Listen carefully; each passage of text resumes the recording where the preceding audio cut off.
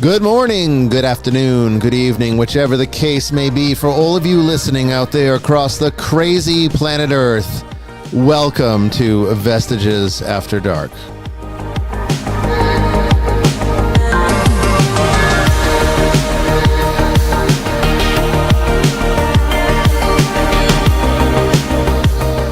And I am your host, Bishop Bryan Willett, coming to you live from the deep woods of western Georgia on this June 13th, 2023.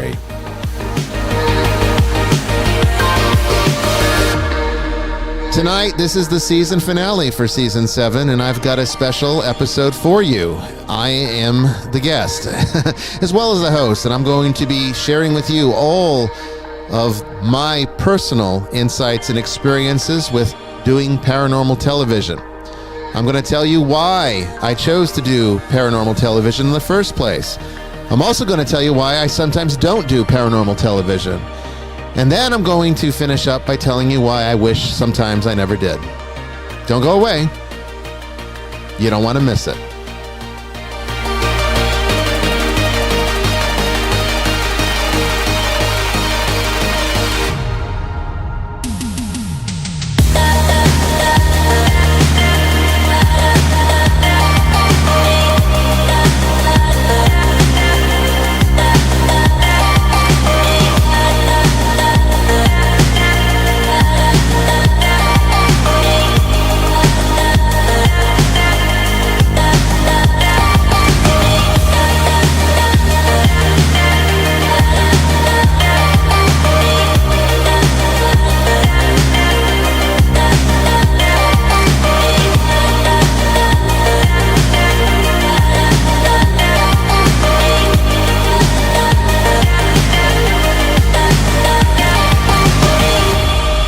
Everybody, I hope you are having a wonderful evening and are ready to sit down and have a good discussion with all of us.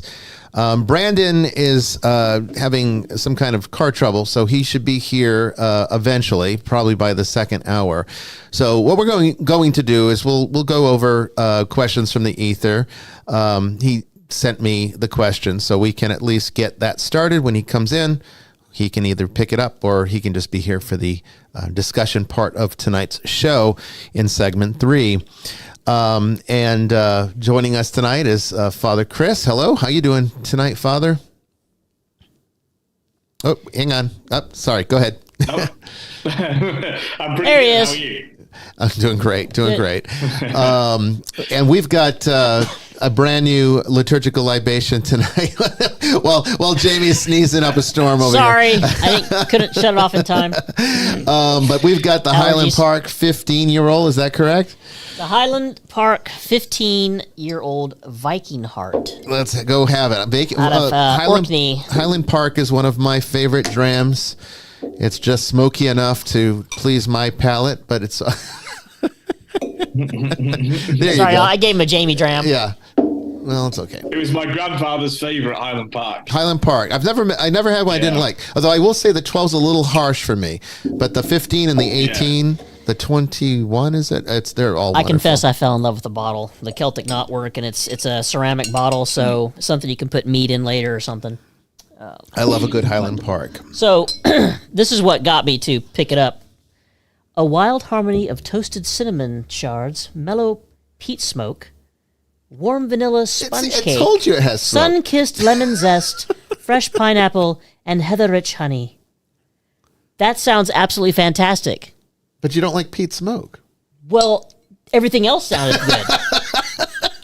So I did have a little taste earlier, and I needed just a little spot of water, and it cooled it down a little bit. But I'm gonna have it. I'm gonna have it neat right now. Well, most whiskey connoisseurs are going to tell you to put a few drops into your scotch. I am a space-eyed girl. I tend to only do that with barrel proof, but when it's like under 50 APV, I tend to just drink it as it is. I like the rich flavor. The bottle will be staying here. Oh, that's fine with me. I'm not going to complain about that. Happy end of the season, Bishop. Thank you very much. Thank you very much. And that bottle of Talisker Storm. You can bring that too. I'll bring that too. And I just got us, y'all, we're terrible. So we're getting into the habit of having smoked old fashions after Mass every weekend. That's so right. Yeah. We're running out of bourbon, and so there's a rather huge bottle of Woodford upstairs, Bishop. You haven't seen it yet. Oh, well, fantastic. Well, we ran out, or just about ran out. So yeah. Well, we'll be good for a few weeks. One of these days, we'll show you. I have a cocktail smoker, and it creates quite a presentation. And we do our smoked old fashions that way. So it's really a great way to spend a Saturday evening after Mass. Yes, it's a nice way to just relax and wind down from the day. And it is. It's a way of, just another little fellowship thing. I kind of got used to it because that's what they do in the monastery. Mm-hmm. I mean, they don't do smoked old fashions, but it beats the punch and Oreos we had at the Protestant church growing up after worship. Well, see, in the Cistercian monastery, after liturgy, well, the liturgies are always in the morning, but after usually Vespers, right before Compline, between Vespers and Compline, there's usually a little social hour or two, and you just sit around, drink cognac, and talk theology. It's a wonderful way to kind of close out your evening. I kind of miss that, so that's a bit of a carryover. We do every Mass, every Vigil Mass on Saturdays. But anyway, let's get started here. Like I said, Brandon was diligent and gave me the questions, and so we're going to get through these for the first segment, and then in the second segment, you got yours truly to talk about tonight's subject matter, which I don't know. I'm not sure how you're going to feel about it. I'm not sure how I feel about it, but we're going to talk about it. That's for sure. And I think there's a lot that I need to get off my chest about it. And then in this third segment, feel free to call in or post questions or whatever's on your mind. We'll do it like usual. So tonight we have a question from Andrew. And the question is, what are your thoughts on retired New York police officer, exorcist Ralph Sarchie? Okay, so I don't know virtually anything about this person. I've never met this person. So I don't really have an opinion outside of the fact that, from what I understand, and correct me if I'm wrong, Jamie, since you know more about him than I do, he worked with the Warrens. Loosely, yeah. I believe he was with Father. Was it Father Martin? Malachi Martin? I believe it may have been him. Don't come at me if I'm wrong, folks. Okay, I'm not sure. A very famous exorcist taught him how to become a demonologist, and Ralph is actually a mentor to Sean Austin. Oh, really? Yes. Oh, okay. Wasn't there a film based yes, on Deliver Us from Evil. Yeah. So I don't have an opinion on him. I don't know him well enough to I'm friends form with an him on opinion. Facebook. Oh, and you are? We've had Okay. a few small interchanges. He probably doesn't have any idea who I am, but I actually read an article on him in the 90s about his work, and it fascinated me because I wanted to go into law enforcement, and I was already a fan of the paranormal. So I've known of him since the early 90s. So you're saying he did not work with the Warrens? I think he had a relationship with them, but I don't think he worked for them. Because what I was about to say is the Warrens are a major red flag for me. I know that's not a popular thing because the Conjuring universe, which Ralph's the real deal. He also had a show called The Demon Files briefly. Okay. He's pretty hardcore. I mean, he's a typical New York City cop, and he's no nonsense. He'll that's he'll good to tell you know. what I he mean, thinks, and like I isn't said, afraid to. I don't know him. I don't know anything about him. I've never met him. I've never met him either. Just I don't have opinions on people typically that I don't meet, but I will say that, when the Warrens' names come up with someone, it's a red flag for me. But I mean, if it was just a loose relationship, then that's a different matter. But, I mean, the Warrens are, and because of what we're talking about tonight, it's actually on subject, it's on task with tonight's subject matter, because one of my big pet peeves is sensationalism. And the Warrens were all sensationalists. In fact, there probably wasn't a shred of authenticity in the things that they did, at least as far as I'm aware. Again, I didn't know them either. But their legacy that they left behind was not a positive one for people like me who actually do work seriously within this realm of demonology. So I have a bit of a problem, and certainly I will say Ralph would probably argue with you on that point, and it would be a fun exchange because you're both hotheads. So you think he would he respects them? Yes, I believe. I don't know what kind of relationship he had with them, but I know that they were all within the same group. He may have learned from them earlier on.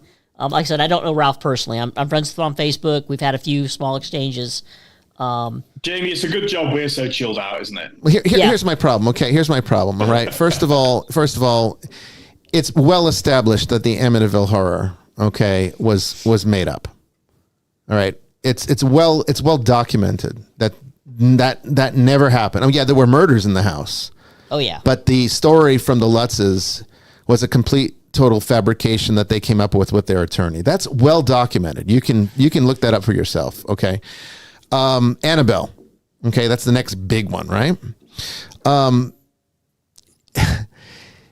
It is very clearly a retelling of the Twilight Zone episode that was with that living doll. I don't remember the name of the episode, but there was a very popular, very well-known Twilight Zone with a doll that wanted to kill the guy. I think the doll even wrote messages and stuff, if I'm not mistaken. But she wanted to kill the dad, and everyone thought the dad was crazy. I mean, it's been a long time since I've seen the episode, but the thing that was really telling for me is that not only was this such almost like a play-by-play of that episode, but the mother's name in the episode is Annabelle. I mean, so they weren't even trying to hide it. I have a real problem with that. So look, I didn't know them. I never met them. I don't like bad-mouthing people. And in fact, that's part of my problem with the paranormal, is that there is way too much hostility.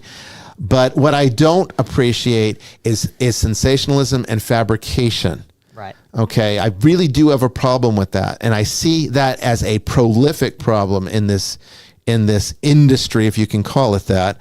But we're going to talk a lot about that tonight, so I'm not going to go too much further into it. But I'm glad to hear that he seems like at least in your mind, a respectable person. Oh yeah, and he's a big softie for animals. He just rescued a rabbit a few weeks ago, and Okay. he can be very rough around the edges. I've seen him speak and seen exchanges with him and other investigators, and he's pretty rough around the edges.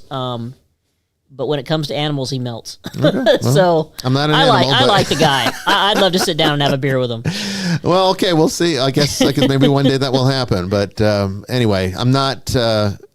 He's in Florida now, so. Oh well, there you go. I'm just not a huge fan of the Warrens, and their legacy has not been a positive one. And there's a lot of good documentation out there for why, and I'm basing my opinion entirely on that. Okay, and I don't think it's hearsay. The research is better organized than just simple hearsay or rumors.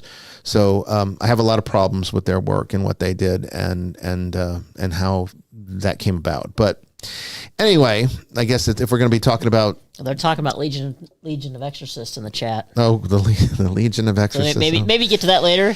We'll get to that. Well, we got Brandon here. Fortunately, he was able Brandon, to show glad up you here. made it, Let's go man. get him on and welcome Brandon to tonight's show. Yeah, I'm sorry I'm a little late. No worries.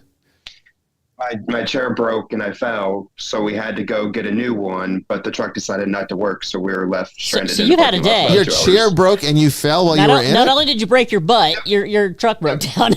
Oh, God. Oh God! I hope you're okay. God love you. Oh yeah, I'm fine. We bought the chair, but we couldn't bring it back home because we didn't have the truck, so the chairs are still at the store. Look, there's some bad energy out there, Yeah. so I think this whole day needs an exorcism when we're done. I agree. Yeah, I mean, I haven't had your day, but I've had my own issues today. So we just answered the first question from the ether that you asked from Andrew about Ralph Sarchi. I think we're pretty much done with that. Do you want to take over from here, Brandon? Do you have them with you? Yes, I do. Okay. All right. So the second question comes from Danielle. Could you explain a bit about the role of sin eaters and their place in history? Okay, sin eaters. Well, it's not compatible with Christian theology, even though there have been people that have tried to make it compatible. And I think there's even a bit of a history with it in Scotland and some places in the Highlands, I think, but it originates when you trace it back, and it's kind of hard to trace. It's like almost like trying to trace tarot cards and their origins, and sort of like not tarot cards in the way that we know them today, but in the esoteric system that they're based on. It's hard sometimes to kind of go back to see where those origins are, because it gets into some very esoteric territory, and almost always, and this is the same way, it can be traced back to Alexandria eventually. Almost everything comes back to Alexandria. That's esoteric in nature. And so, I mean, it stands to reason that makes sense. It was a big hub for all of the philosophies of the world, and it contained all of the rich texts that were unfortunately lost. Wouldn't you love to go back in time? Oh, if we could ever have a time machine, that would be one of my first places God. to go. Of course, I could probably, I'd have to learn some ancient languages to read that stuff, but it would be interesting to go. But anyway, sin eating as a ritual practice typically is actually from paganism. Ironically, because you don't really think of pagans as being too interested in the concept of sin and culpability and atonement. But, ancient pagans were a lot different than the kind you get today. The kind you get today are basically made up of a lot of people who are just reactionary against the church. But pagans from the ancient world were not like that at all. And there was always an understanding, a basis for wrongdoing and having to make good on your wrongdoing, and that that people that did a lot of wrong would be punished in the afterlife, and people that did righteous deeds would be rewarded. Pagans had that understanding. It was different than how we see it today in the Judeo-Christian worldview, but it was pretty much on principle the same idea. So if a person died who had not been absolved of their sins in the way that their particular religious practices would do it, then a sin eater could come in and perform a ritual over a food item. Usually it had something to do with salt. And they could consume it in the presence of the dead body or by the grave as a way of taking the sins on of that individual. And a lot of times these people would be even shunned from society for being in that type of caste, you might say. But this integrated its way throughout the Roman Empire and eventually made it into what became Christian territory, and some of those practices carried on. But let's be very clear. This is not a sacramental action. It cannot be made a sacramental action. There is only one absolver, and that is Jesus Christ. And there is only one individual that can take on the sins of another, and that is Jesus Christ. So, sin eating is at best a superstition to a Christian, and at worst, a superfluous pagan ritual that is absolutely unnecessary in the realm of the risen Christ that we now live today. So I have a problem with it if there are Christians that are trying to carry this out, and I know that it is something that's been done, but it's an unnecessary thing. It is not something that we need. You have the sacrament of reconciliation. That is more than sufficient. The cross is more than sufficient. I don't know, Father Chris, you came from that. It's weird that it took hold in Scotland. I know, Scotland, right? Because, you would have thought of all places that, notwithstanding the sort of pagan hangover, but you'd have thought, the center of Protestantism in Northern Europe would have eschewed such an idea. I mean, I was just thinking that, you need someone with, Peter Griffin's type size and appetite to deal with eating my sins once I've died. It's like it just doesn't pass any kind of logic test at all. It does not. But you're right. But you've nailed it. I mean, for us, that's the great one of Fulton Sheen's great images of how energy transfers is that plants are eaten by animals, and animals are subjected to the knife and burnt and eaten by people. That's how their energy gets in. But God doesn't eat us. He allows us to feed on him. Yes. In the Eucharist. It's a great reversal. It is a great reversal. So actually, there's a kind of synergy and also a key distinction between God's action and the Eucharist, as opposed to us trying to, eat away at the things that actually can't be eradicated by anyone other than the power of God. Exactly. And even within the foundation of the church, one of the biggest complaints that you hear Protestants have with absolution is that I don't need to go to a priest, but you're not going to a priest. It's a misunderstanding of in persona Christi and how sacraments work. Mm-hmm. The priest is really not the absolver. It is the power of Christ that absolves. The church's role is in making the logical determinations, because it is a participant in salvation. We participate in salvation. We're not just merely the recipients of it. We're not just blindly going along and Jesus just takes care of it all. He wants us to actively play a role within it, which is why works are necessary. It's one of the reasons that works cannot be separated from faith, at least in terms of salvation. So, even in the course of a sacrament that is officiated through a priest, as the facilitator of the sacrament, it is still, make no mistake about it, it is still Christ that's doing it. It is not the priest. I think a good way to explain to Protestants what we mean is that they're not going to a priest; they're going to the mercy seat. Mm-hmm. Because they've got this kind of a fixation on the mercy seat, which I would say they've got a slightly skewed understanding of what that means, but they're going to the mercy seat. Yeah. And the mercy seat, of course, was in the second temple, first temple as well, no doubt, but in the temple in Jerusalem, and the blood was spattered over the mercy seat for the expiation of sins. So I think that it's a good way in for them to think about it, to get over this idea that they're going to a man. Yes. That a man can forgive their sins, because we don't believe that. None of us believe that. No. We believe they're going to the mercy seat, and really the priest is there to help them make their sacrifice, which is the consideration and the naming and the confessing of the sins that they know they've committed. And also being there to mop up the ones they can't remember or haven't thought about. That's right. So that's really the role. And I think that's, because I like to argue with them in a way that's provocative, but I think that's a way that might actually get them to be converted, right? To convert it to that way of thinking, which is so much better. And by the way, and lots of Catholics have the wrong idea of confession too. Of course, they may do it out of obedience, but they've really not encountered the sort of deep thinking and there's plenty of Catholics that will not go to confession because they don't think they need to tell a priest their sins. There's plenty of Catholics that feel that way too. I've encountered that my whole career. People get used to the transactional idea, which is really a wrong idea of confession. It's not transactional; it's actually a movement of the heart.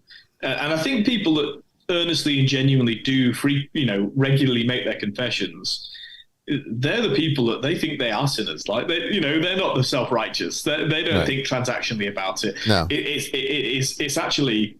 Well, the early Christians called the love feast, the communion, the love feast. Yes, it's part of that love feast. It's literally the preparation for the love feast, but it's where that loving relationship is set in its right tone. Correct. Of God's utter perfection, and the fact that our acknowledgement of that perfection makes us more aware of our own imperfection, but that actually God grants us with an embrace rather than eschewing us. And he certainly doesn't want to eat us. No, he certainly does not.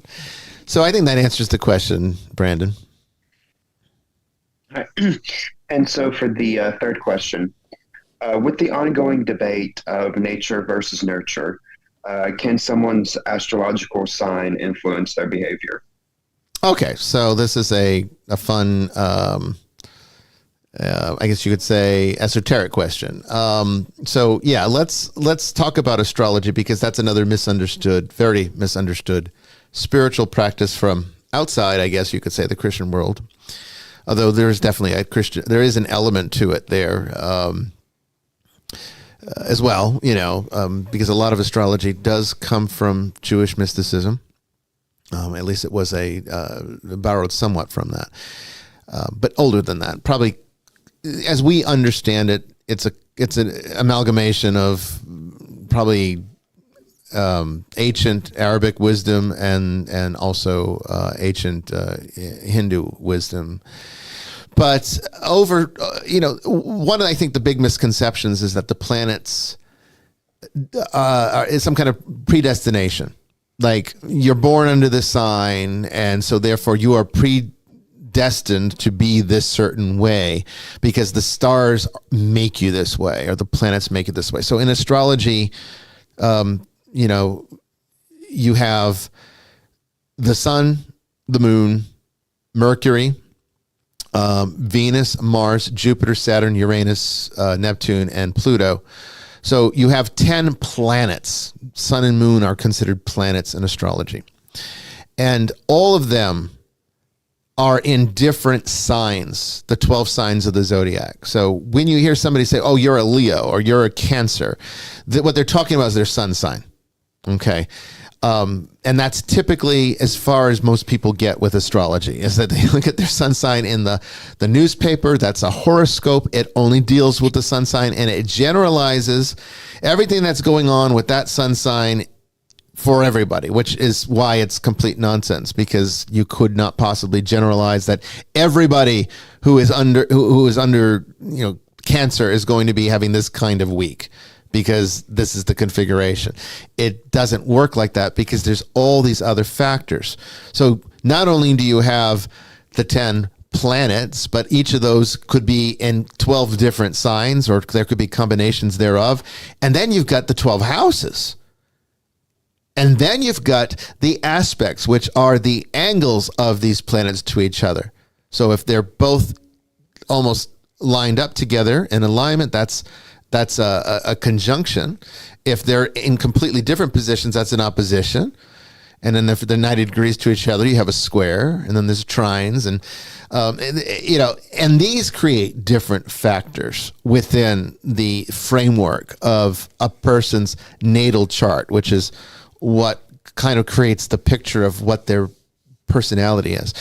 But it's not the planets or the houses or the signs or the aspects that are creating the person. They are reflecting the quality of time that the person comes from. And that is, whether you believe in astrology or not, okay, that is what astrology is actually teaching about it. So if you ever talk to an astrologer that thinks that these planets are making you be a certain way, I would run from that person, because this is not a person that studied astrology. They might have studied something, but they're probably self-taught and they don't understand what they taught themselves. Okay, astrology is not that. What it is a reflection of synchronicity. It's another model for synchronicity. So synchronicity teaches that everything that's happening in one moment is affecting everything else in that same moment. It's sort of a kind of like the butterfly effect. If you've ever studied that, it's in that same framework. So an astrological natal chart is not making a Cancer be kind of a moody son of a bitch like me. It's not my sign that makes me this way. It's the fact that being born under a particular energy, an archetypal energy, as we all are, because there's different archetypal rulers of energy throughout the course of a year, will influence your instinctual nature. So your instincts are what's being reflected in the chart, but not your actual reality. In fact, the actual reality is there is nothing there, right? That's where we get back into the even deeper esoteric stuff that you kind of have to go away from Hinduism and move into Buddhism to understand, where you get into like anatta and that there being no self and everything else. These are constructs. So where does the ego come from? Well, you're born with archetypal instincts, and then you believe those instincts and you buy into those instincts, and then you make those instincts you. And that's why astrology works, because we see our instincts and we think that must be us. And we're taught from very young to actually conditioned to believe that about ourselves. Oh, you're this way or you're that way. What's a way? What is that? And what causes that? It's not the planets. The planets are merely just, they were there at the same time in that configuration at the same time you were born. So they were influenced by the same archetypal energy that created the moment. So in divination, we refer to each moment as a quality of time. And everything in that moment is affected by the quality of that time. And that's what the stars are showing, or an astrological chart is showing, is the quality of time. And you can tell something about everything else that happened, which is why you can even use this for the stock market. You can use it for a business. You can get a natal chart on a business. You know, as long as you know the date that it was incorporated, or you know, whenever you filed the paper or signed the papers where it became an actual entity, that's its natal chart. And then you can run a chart on a business just like you can a person, and it will tell you a little bit of something about the archetypal instinct that business will have, which can tell you whether or not it will be successful or fail, because a business can't change, but you can.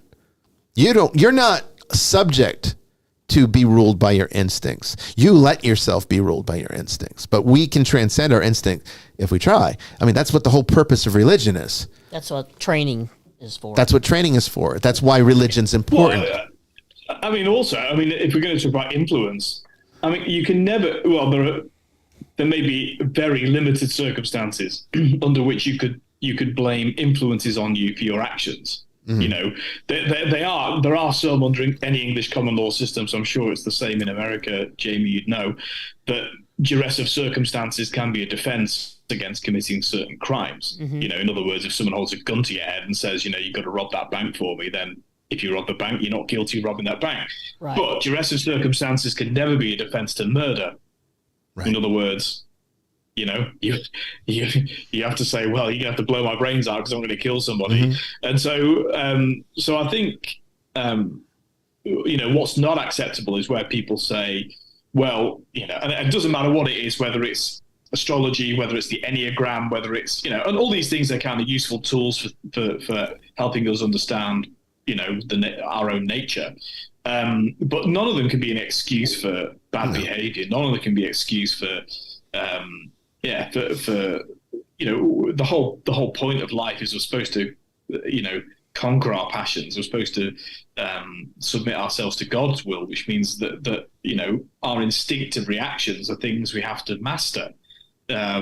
So, you know, it might well be that an instinctive fight or flight reaction is an appropriate preparation for an action, but it has to be then filtered through, you know, your conscience and your conscious mind of saying, is this a thing to go with or not? I mean, this happens in police training. Fight or flight is very useful for certain things that you have to do, but you also have to train, you know, so that that's channeled into something that's actually useful. That's how that's how you control your fear.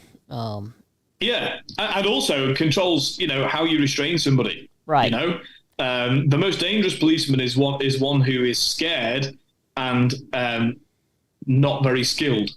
Yes, because they tend to hurt people. Those are the ones you hear about on the news. Yeah, those are the ones you hear about on the news. Yeah. Yeah. So, you know, so none of the purpose of life is to master our response to stimuli, and so no matter how much an influence might, you know, be influence of your spouse or your parents, your siblings, they're far more influential than other things in your life. No.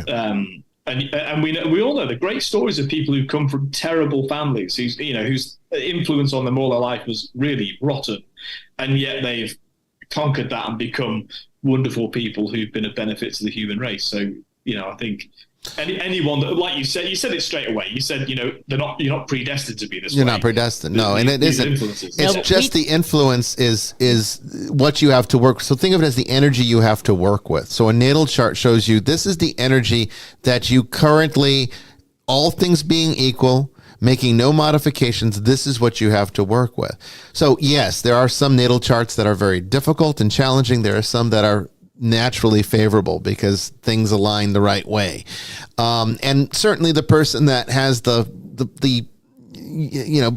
proactive alignment is going to have an easier time in life statistically than the one that has the challenges. But at the same time, having it easier doesn't mean that you're going to be more successful.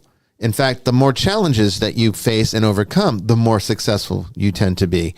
So sometimes getting a difficult chart is more indicative of a successful individual than someone that has like this dream chart where everything's like in the perfect place.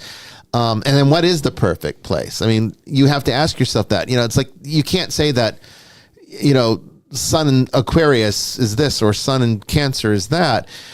It can only show you the core instinct for those things, but you still have to decide what are you going to do with that energy. So it's just like guns. Okay.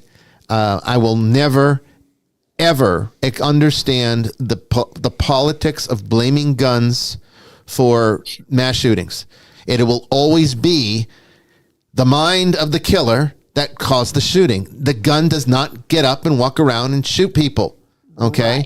Right. It's the killer that does that. The murderer does that. The mind of the murderer does that. So astrology is like a gun. Okay. You got this energy, you got this power. There's lots of different ways that you can use it. Some not so useful, some very useful. And it's up to you to decide, what are you going to do with your core instincts? And that shapes who you are. So as far as the nature-nurture debate in terms of how it relates to astrology, it's a moot point. Because from an astrological vantage point, the nature that you have is largely generated by the quality of time, synchronistically speaking, at least in terms of esoteric metaphysics is concerned. And as far as your nurturing, the nurturing you get is also determined by the quality of time, because that's going to fall into the realm of what kind of parents you end up with. So astrology is going to actually reflect both. They don't cause both. It reflects it. It's just a mirror. The astrological chart is just a mirror, nothing more. Okay, so you can go and you can get yourself dressed up, to the nines with a nice tuxedo, get a really nice haircut and look like $1 million in that mirror. And you can look at that reflection and be like, boy, I look good. Or you can dress like a bum like me. And you'd be like, well, okay, that's how I look. I don't have to get dressed up. You have to be comfortable. I'm more about comfort. I'm all about comfort too. I'm always, as little as I can get by with. I'm comfortable when I'm formally attired. I know. Well, you're British. That's part of your British. So what you're saying?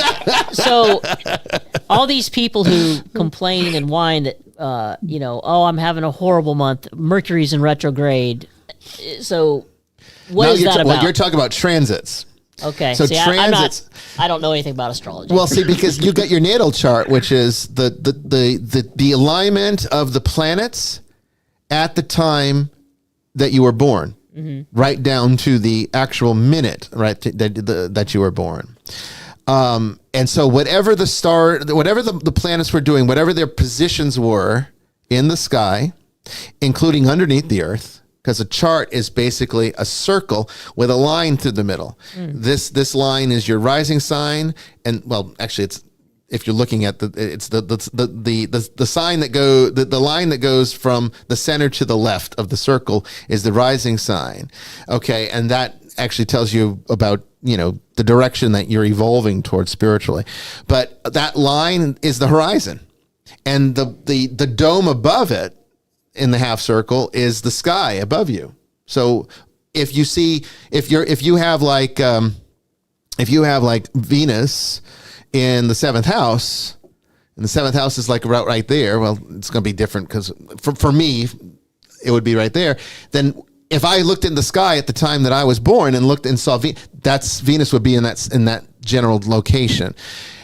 and the everything underneath that horizontal line is beneath the earth. So all of that applies. Whatever the position the planets were in at the time that you were born, that is your natal chart. That's what you're actually referencing when you cast a chart. The transits are what the stars are doing now. So if we were to run a chart on this moment right now, we would see the position of the planets, and that would be the transit for this moment.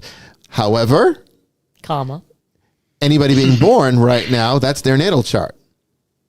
So it's a transit to us, it's a natal chart to them, and the relation of the transits to the position of your planets determines how you interact with that moment in time. So that would be why some people have a more difficult time than others, because again, most people are living by instinct. They're not trying to transcend their natal chart. They're literally catering to it, which is why, you run a chart on someone, you're like, I can't believe you can know all this about me by looking at that. Well, it's like, because you're not trying to improve. It's not that hard. You're just existing. You're not living. Exactly. You're not trying to improve. Most people don't. Most people are content to just, this is the way I am. Yeah. Deal with me. But that's not authentic. They think it's authentic. That's not authentic. Your biases and paradigms are not you. They're conditionings that you took on as your part of your identity, and you've made them you. Yeah, we found that out when we did the cards several weeks ago. Yeah, that's the same thing. All divination works this way, and astrology is a type of divination. It's a little bit different than divination, but it's in the same general category. We're in for quite a treat in a feat when we start the astrology module, your students. So I'm looking forward to it, because I know absolutely someone gets a chart or a chart that you're talking about, and if it doesn't line up with the person, does that mean the person is making steps to transcend their instincts? It can. I mean, I very rarely would I ever find that a person casts a whole chart and doesn't see themselves in it. That would be very, very rare. The only person I know of that this really applies to, honestly, is Tracy. She's got the chart of a very promiscuous person that would have a lot of affairs. And what? Yeah. Her chart is very much that. She's the absolute opposite of that. And she's the correct opposite of that. She's not like that one bit. So it brings up an interesting thing, because my father-in-law once asked me, because we had a professional astrologer on one of my old shows, Eye of the Seer, back in the day when podcasting was new. We had a professional astrologer on, and he wanted me to ask her this question, because we all knew that Tracy's chart does not very much reflect her. There's parts of her in it, but it wasn't a very good picture of her, because there's lots of things that are just not her. And he asked, is the natal chart affected by when you should have been born versus when you were born? And the professional astrologer answer would be that your natal chart is when you're born, even if you are a preemie. And Tracy was weeks and weeks and weeks premature. She was not supposed to survive. That's right. Yeah, that's right. She should have died, and by some miracle, all of the health problems that she was born with, being born so prematurely, she survived, and has no lasting consequences from it, interestingly enough.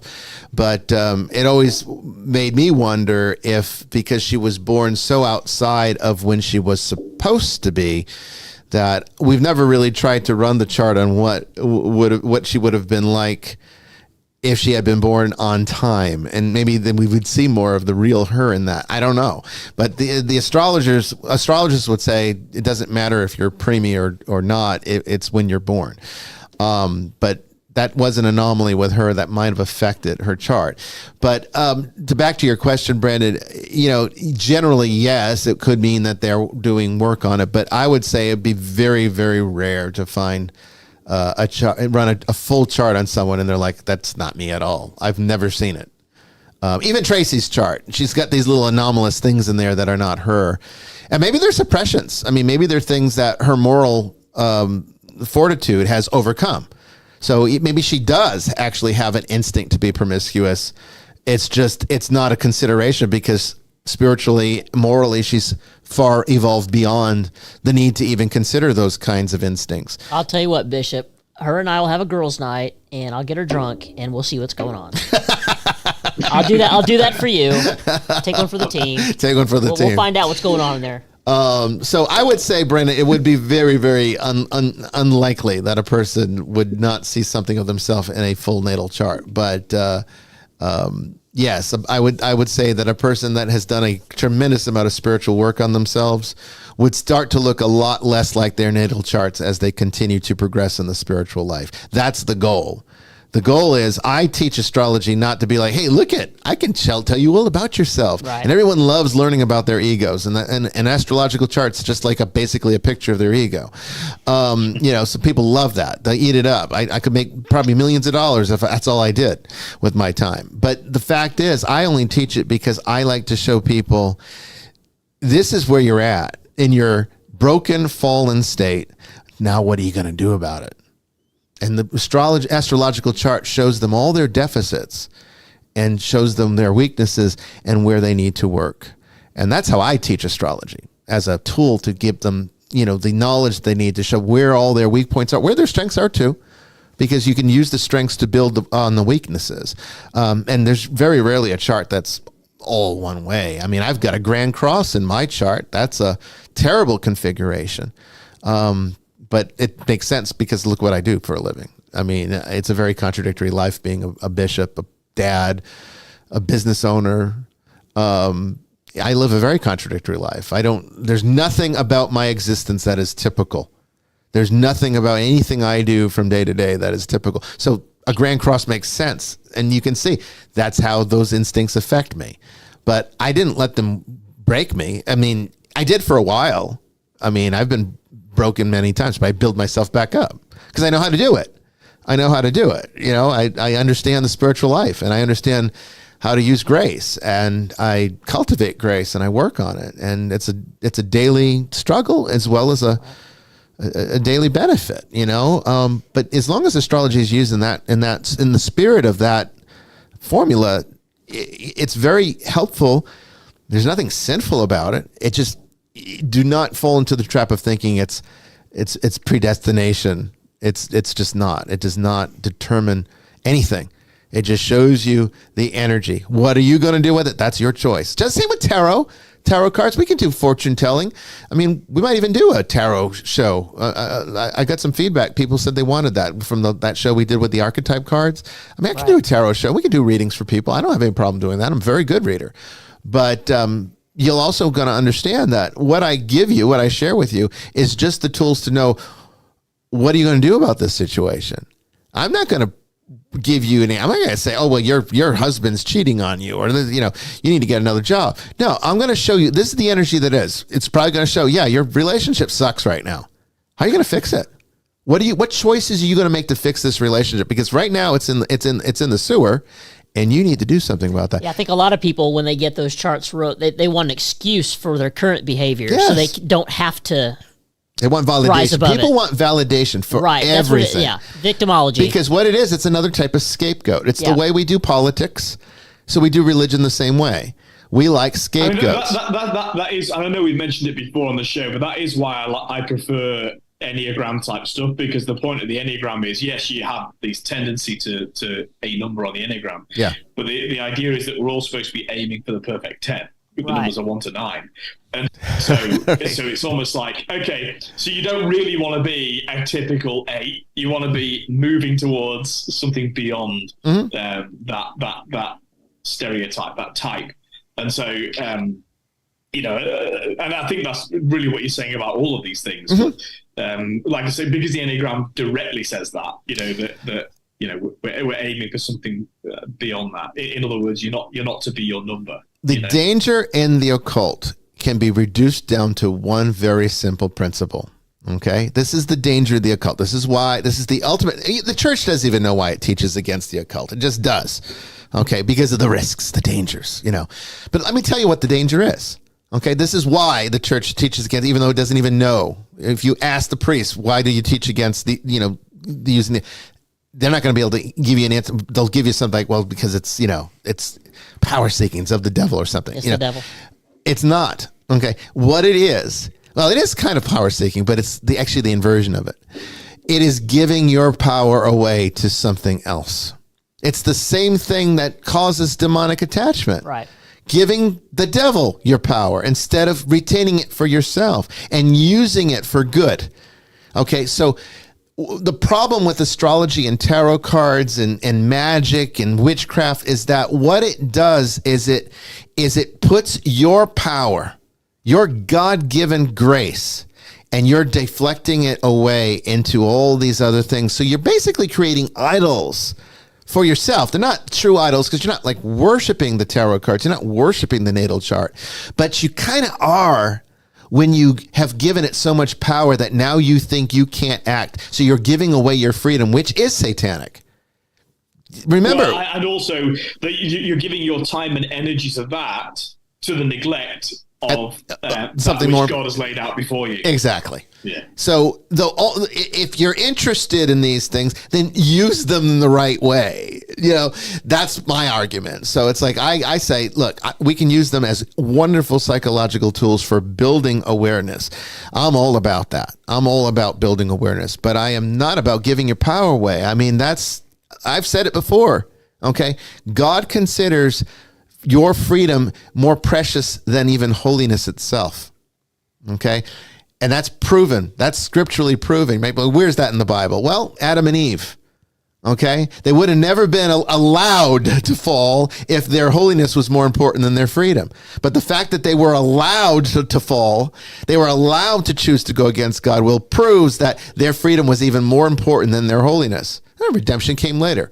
Okay. So God still fixes it, but he still does it within the range of your freedom, your free choice. So when you give your power away to your tarot cards because they told you that you're going to get a divorce and now it's like, oh, I guess I'm going to have to divorce him now.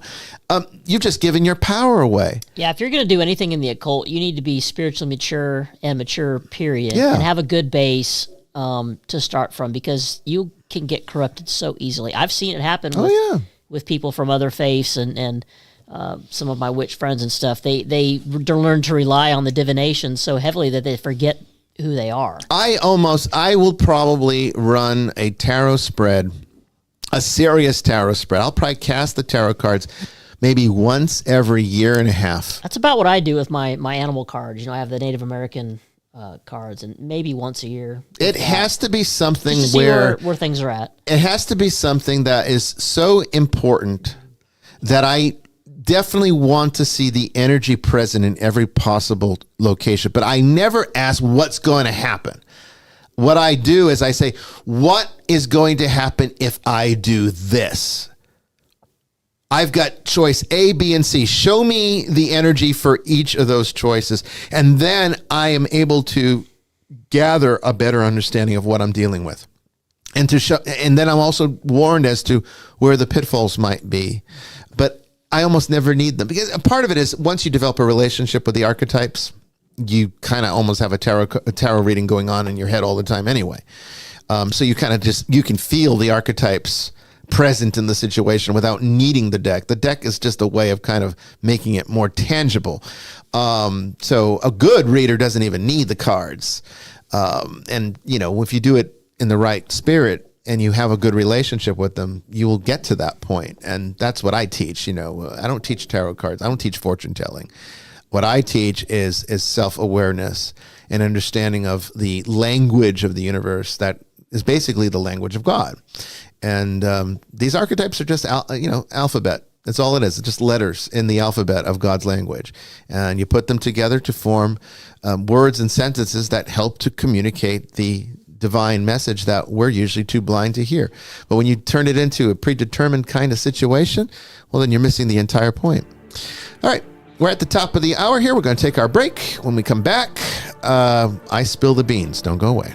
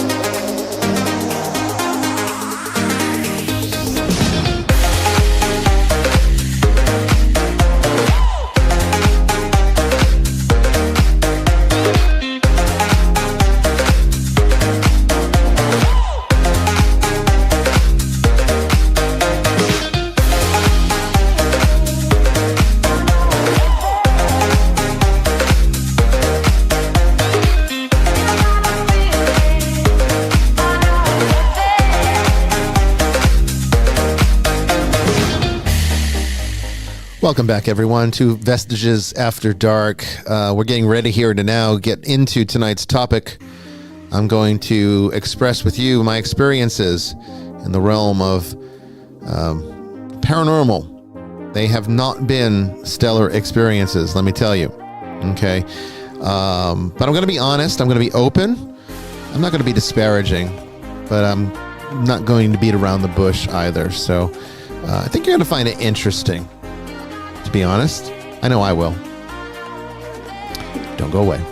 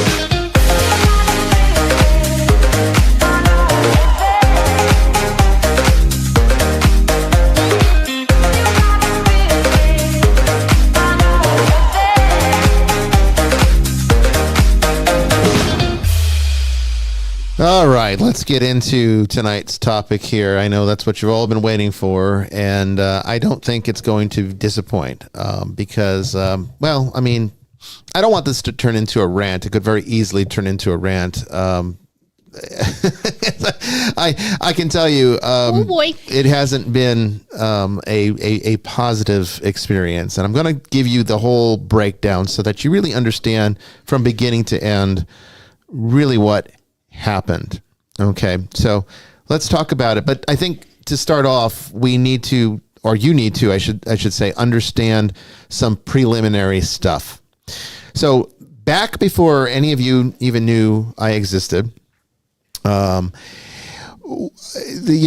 church is or was just basically surviving on my own charity. I did what I could with it, but it was very much a struggle. And I've talked about before how I got into exorcism ministry because it's always the question people ask me when I do an interview with another show. That's always like one of the first questions.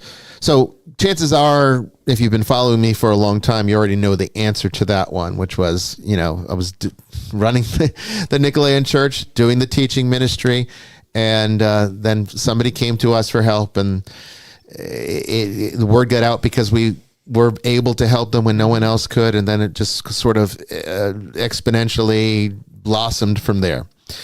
And then I joined the Order of Exorcists because I didn't want to reinvent the wheel when there was already a model within the old Catholic Church working, and it was very easy for the Nicolaitan Church to form a communion with the old Catholics. So it worked out perfect. Okay. But as is the problem with almost every single, church today, unless you're an evangelical, mega church or, selling the lies of Joel Osteen in prosperity gospel, your chances are you're not doing too well. So even the bigger churches, much bigger than us, are still struggling.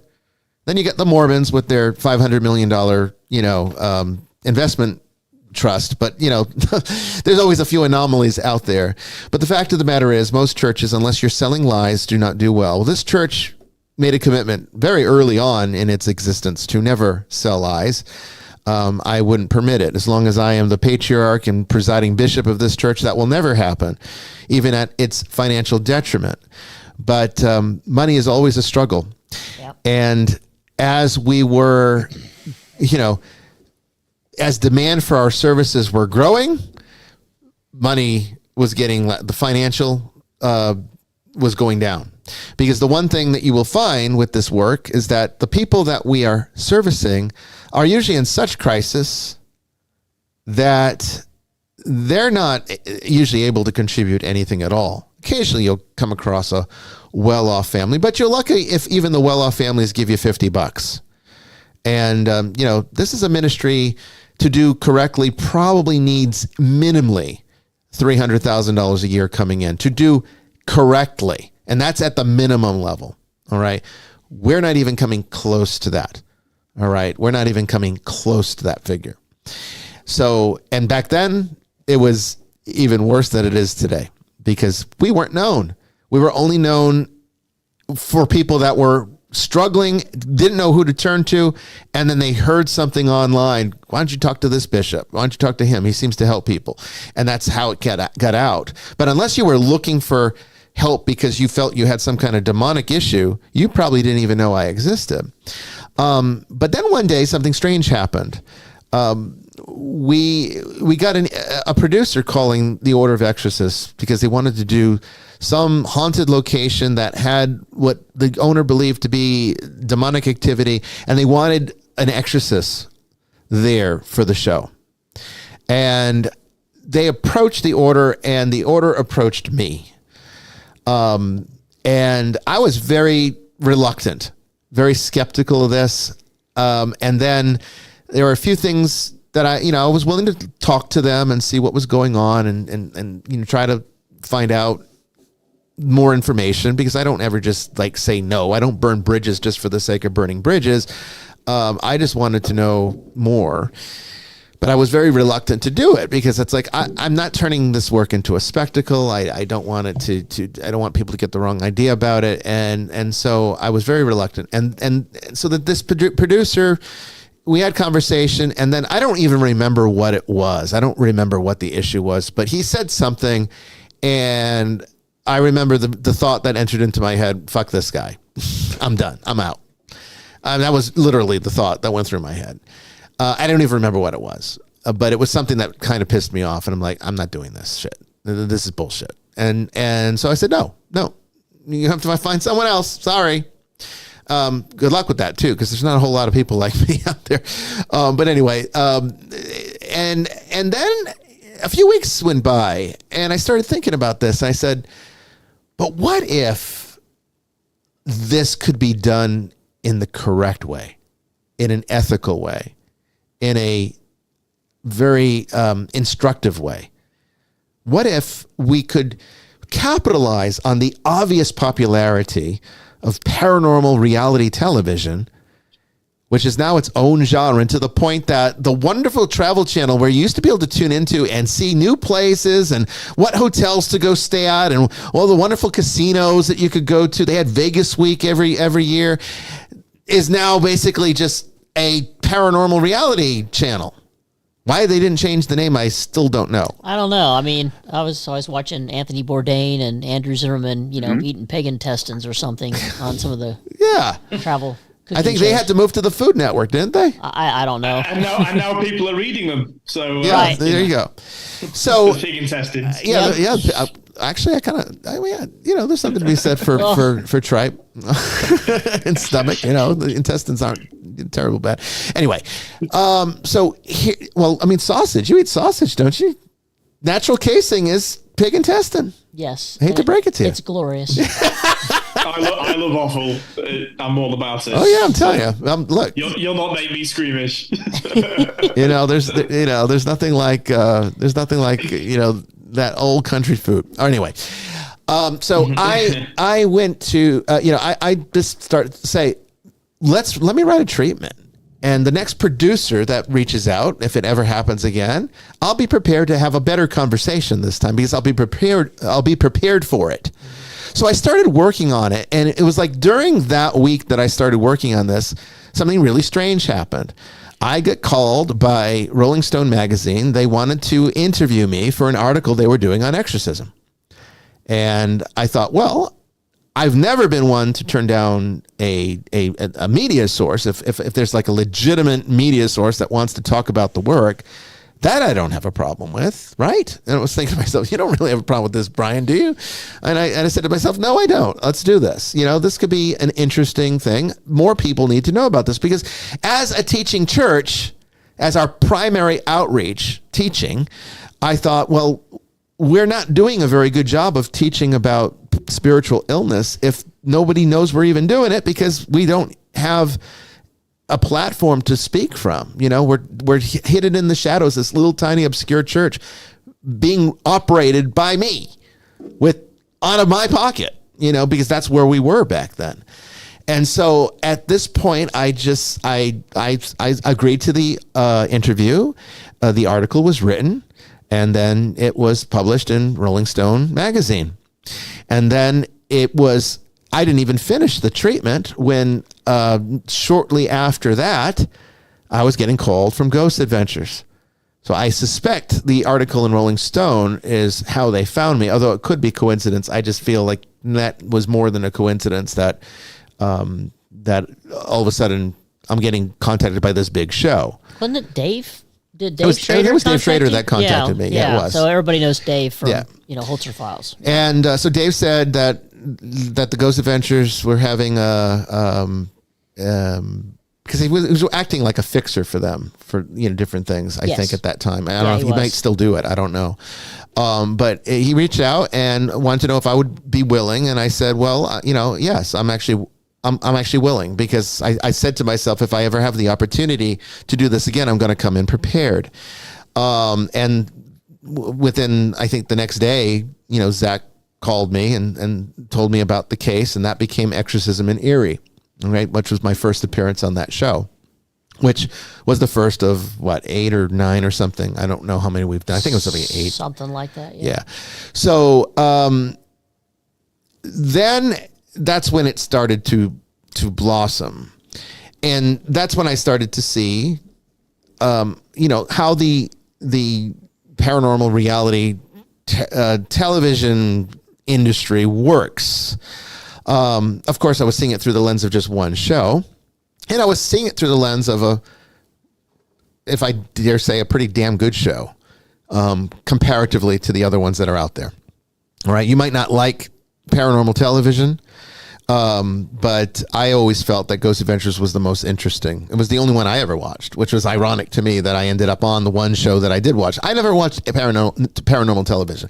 I'm really not all that interested in the paranormal, to be honest with you. It's kind of boring to me, because I find the esoteric and the metaphysical that operates behind the scenes of the paranormal far more interesting, because that's where the actual explanations for this stuff rest. That's where you can find those explanations. Whereas if you just stay in the realm of the paranormal, you're always going to be like, I don't know what this is. I don't know what that means. The metaphysics explains it once you get into it. The esotericism from the ancient world explains it once you get into it.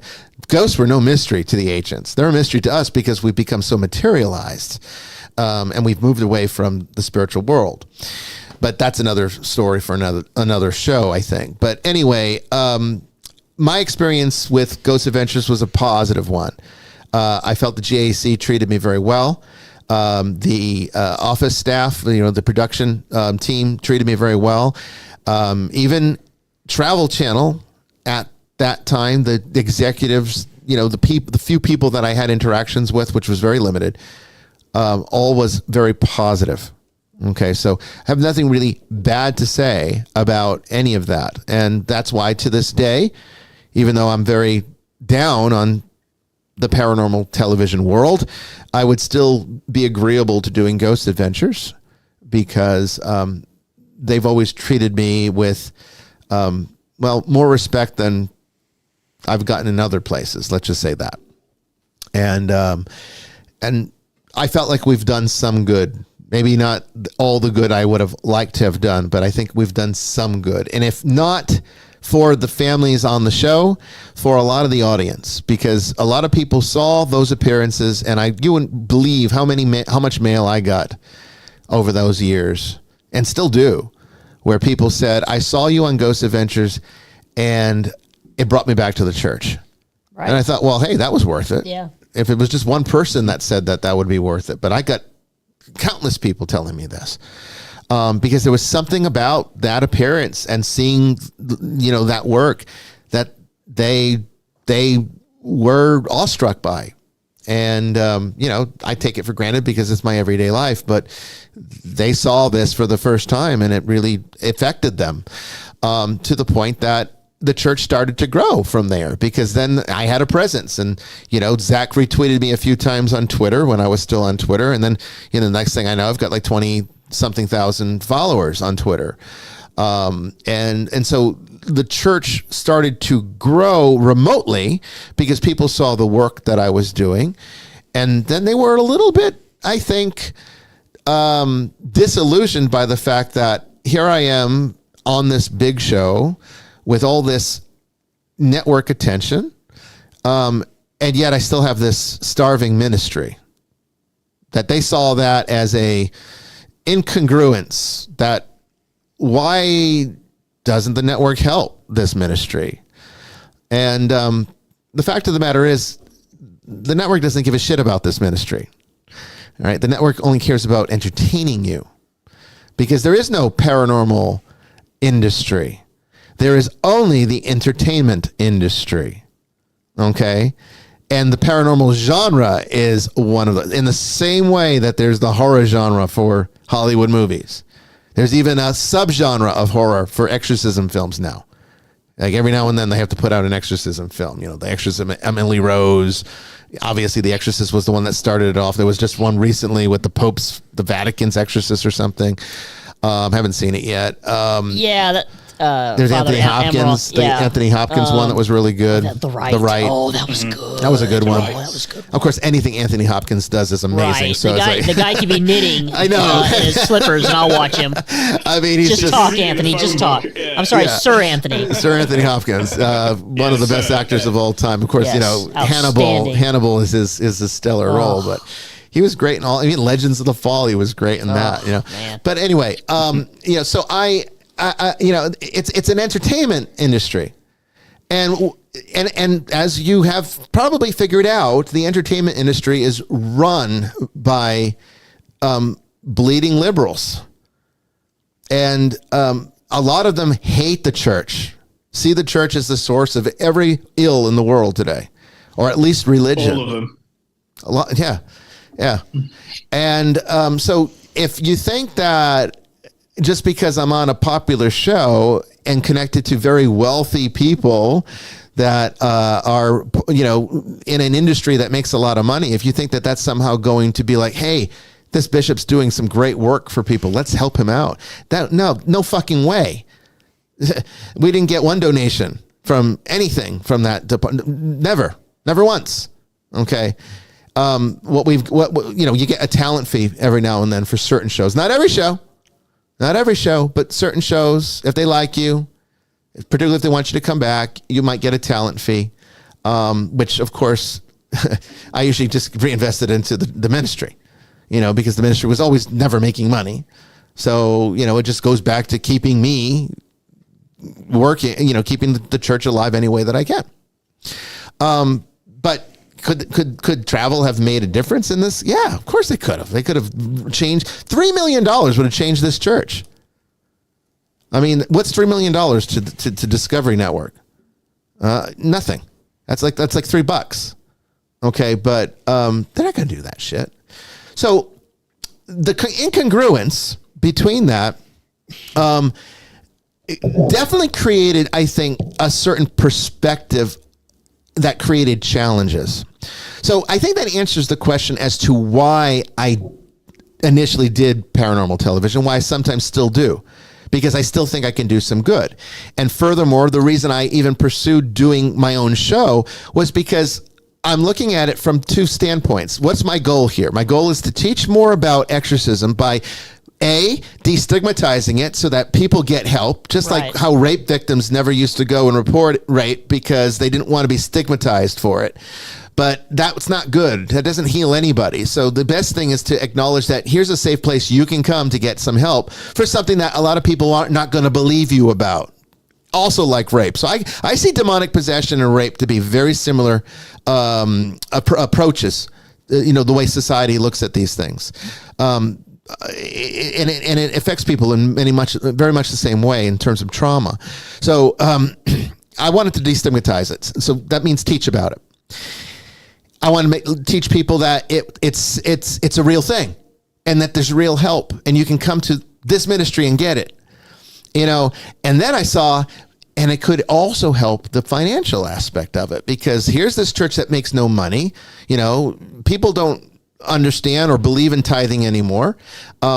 and churches need tithing to survive. I'm sorry, they do. You cannot give whatever expendable cash you've got in your wallet every week or month and think that church is going to win. They want ministry for free. They do. The real problem is, sorry to interrupt, but no, go ahead. The real problem is people want ministry for free, and they meet people like you and me, and I mean, obviously we're special and unique and best in the world. But that aside, there are people who have set aside their time, energy, mental acumen, or acuity, all of that to this role, and people like that, but they don't value it enough to want to pay for it. No, they don't. And it's a real shame. But look, I think it was ever thus. If we're too Christ-like, they'll crucify us. So, that's it. The fact they don't want to pay us, But so it's a real issue, and it's not. And I always feel, but I never like banging the tin. I mean, I hate it. No, I hate it. It's the worst part of the job. But people shouldn't put you in a position of humiliation. There's good humiliation in life, but this isn't one of them. Of the humiliation of saying, but I need to feed my kids. It's like the lack of congruence of valuing something on the one hand in terms of enjoying the resource of a pastor, but then on the other hand not wanting to pay for it. Not want to pay for it, and it's and that's what it comes down to, is that in the end, you got maybe a core group of people that do what they can, but you got everyone else that you get is basically just whatever's expendable, whatever they've got expendably. And the truth doesn't attract donations. If you're Joel Osteen, that's right, because you're making people feel awful. Yeah, that's right. Yeah, so, and I mean, truth actually, I'm the king of that. I'm the king of making people feel awful, not because I want to, but because it's like, this is how we spiritually grow, folks. I'm not going to lie to you. The gospel's not an easy message. Joel Osteen is a liar. Yes. All right, he's a liar. He is not a pastor.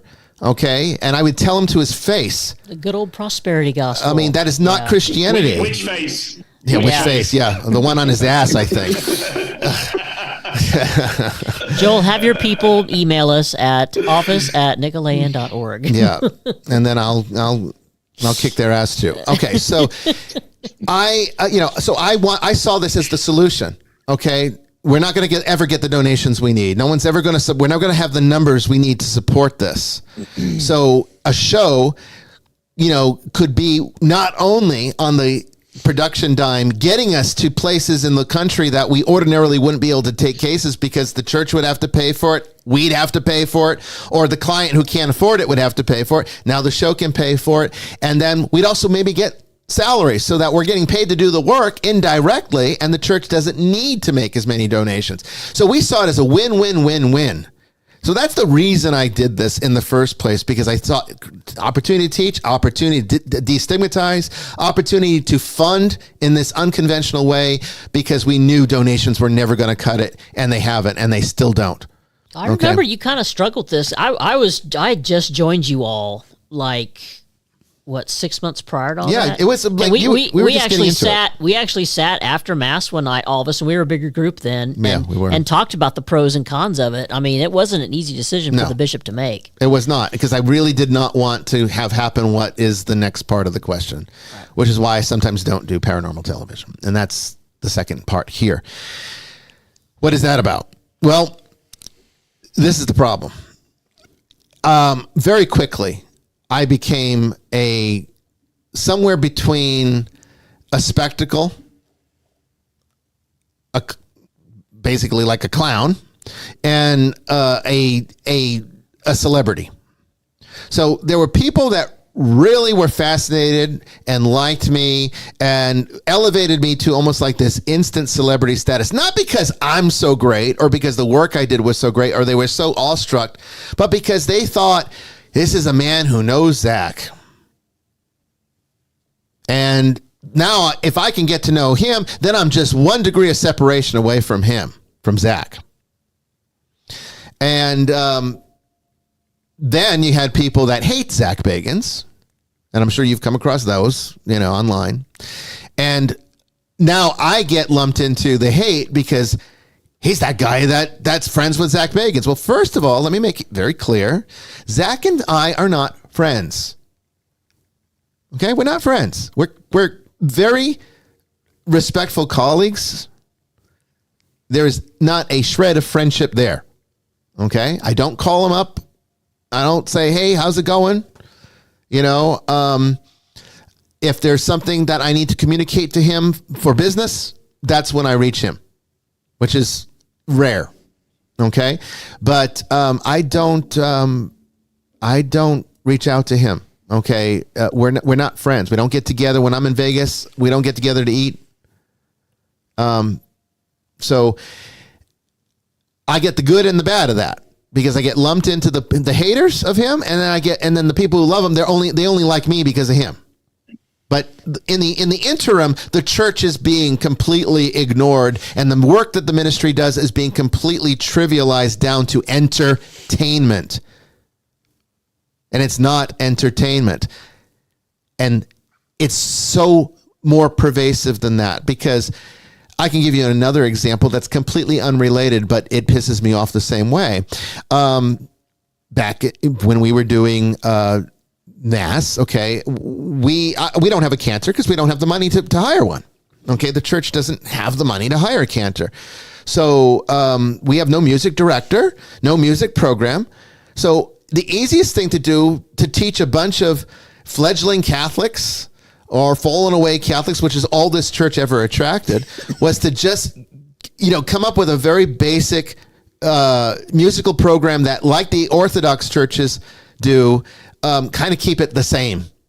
And so we did a lot of old Gregorian chant, but there was one thing that we did, because I knew it the best because of my Roman Catholic seminary years, was the Gloria from the Mass of Creation setting. Okay, in Roman Catholicism, there's different settings for the Mass, some different musical settings.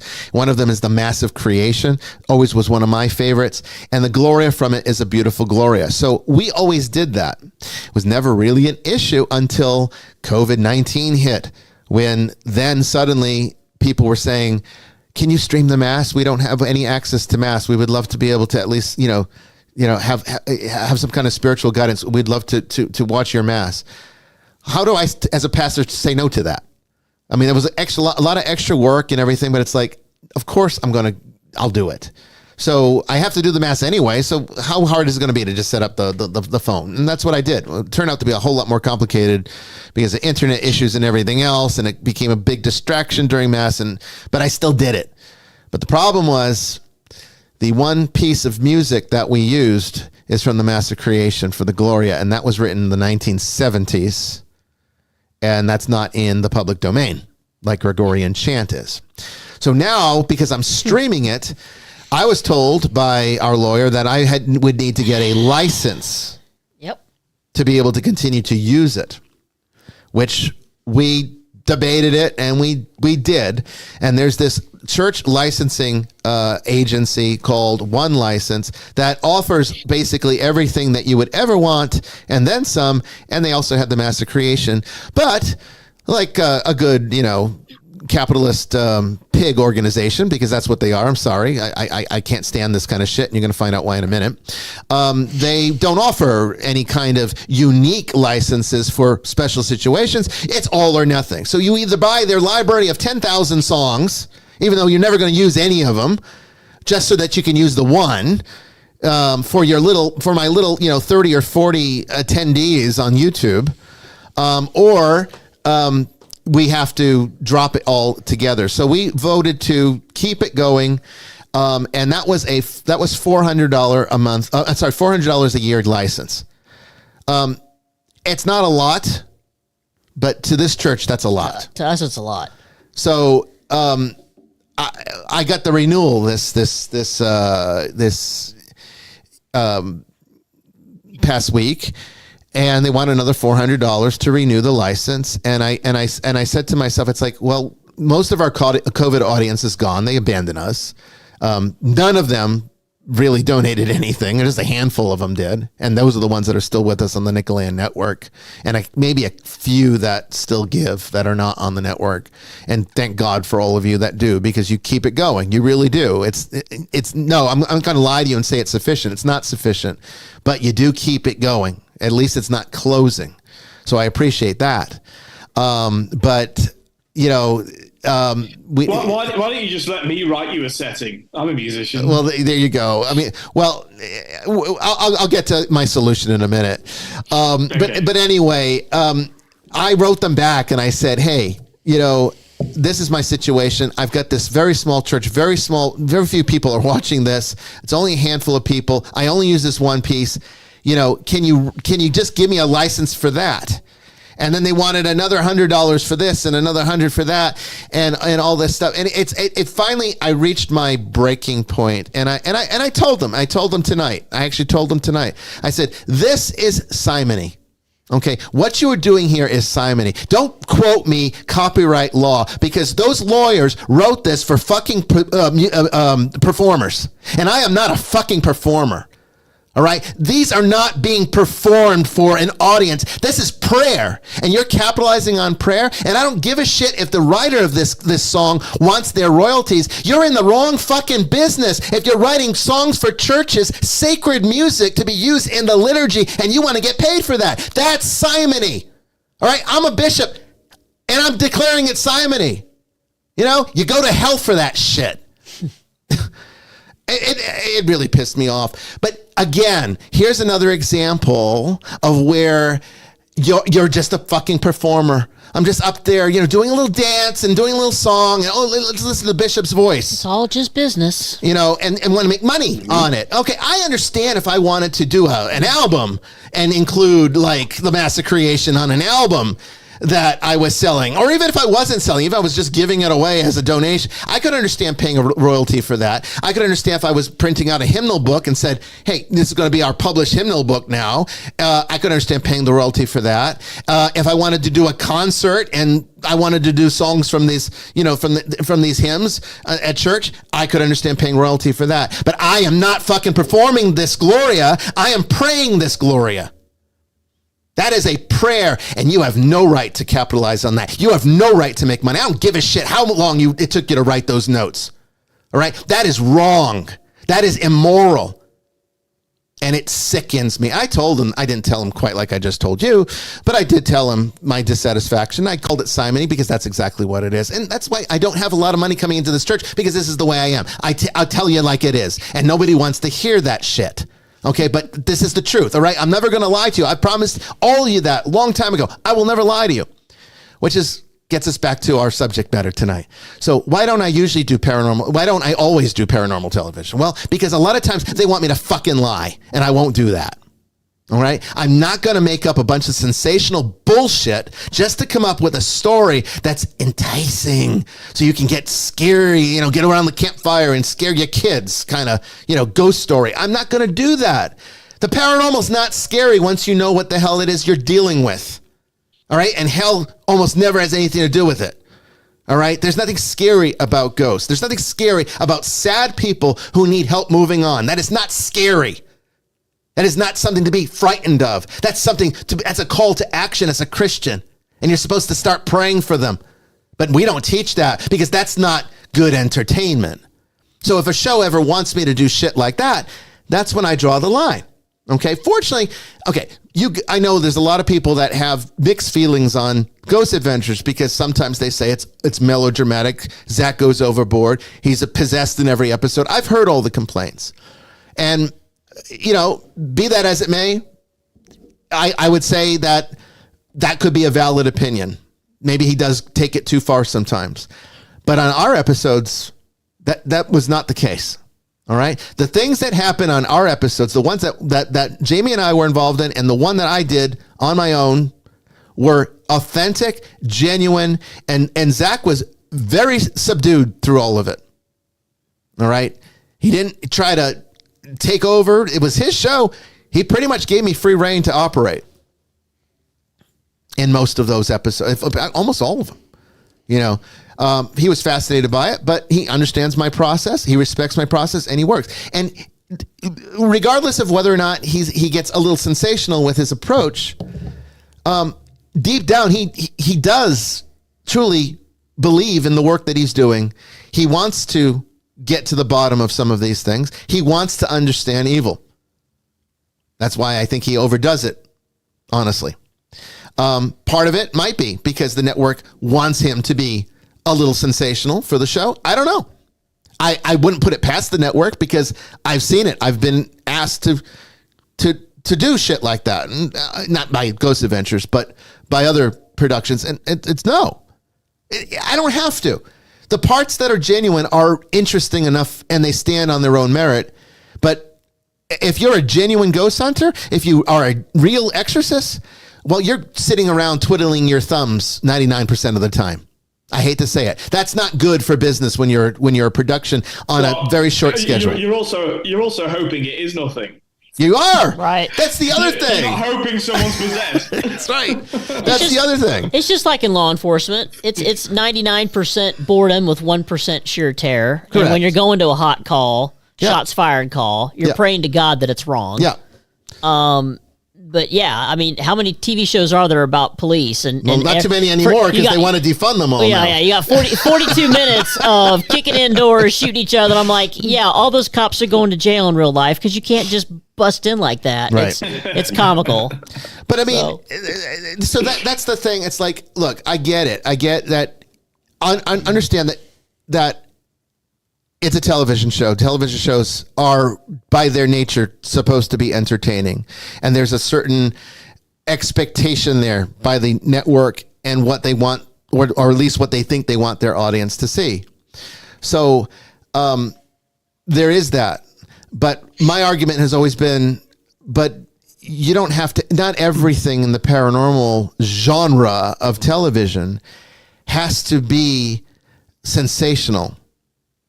You can actually make a good, sophisticated, serious show if you really wanted to, because the content is there for it.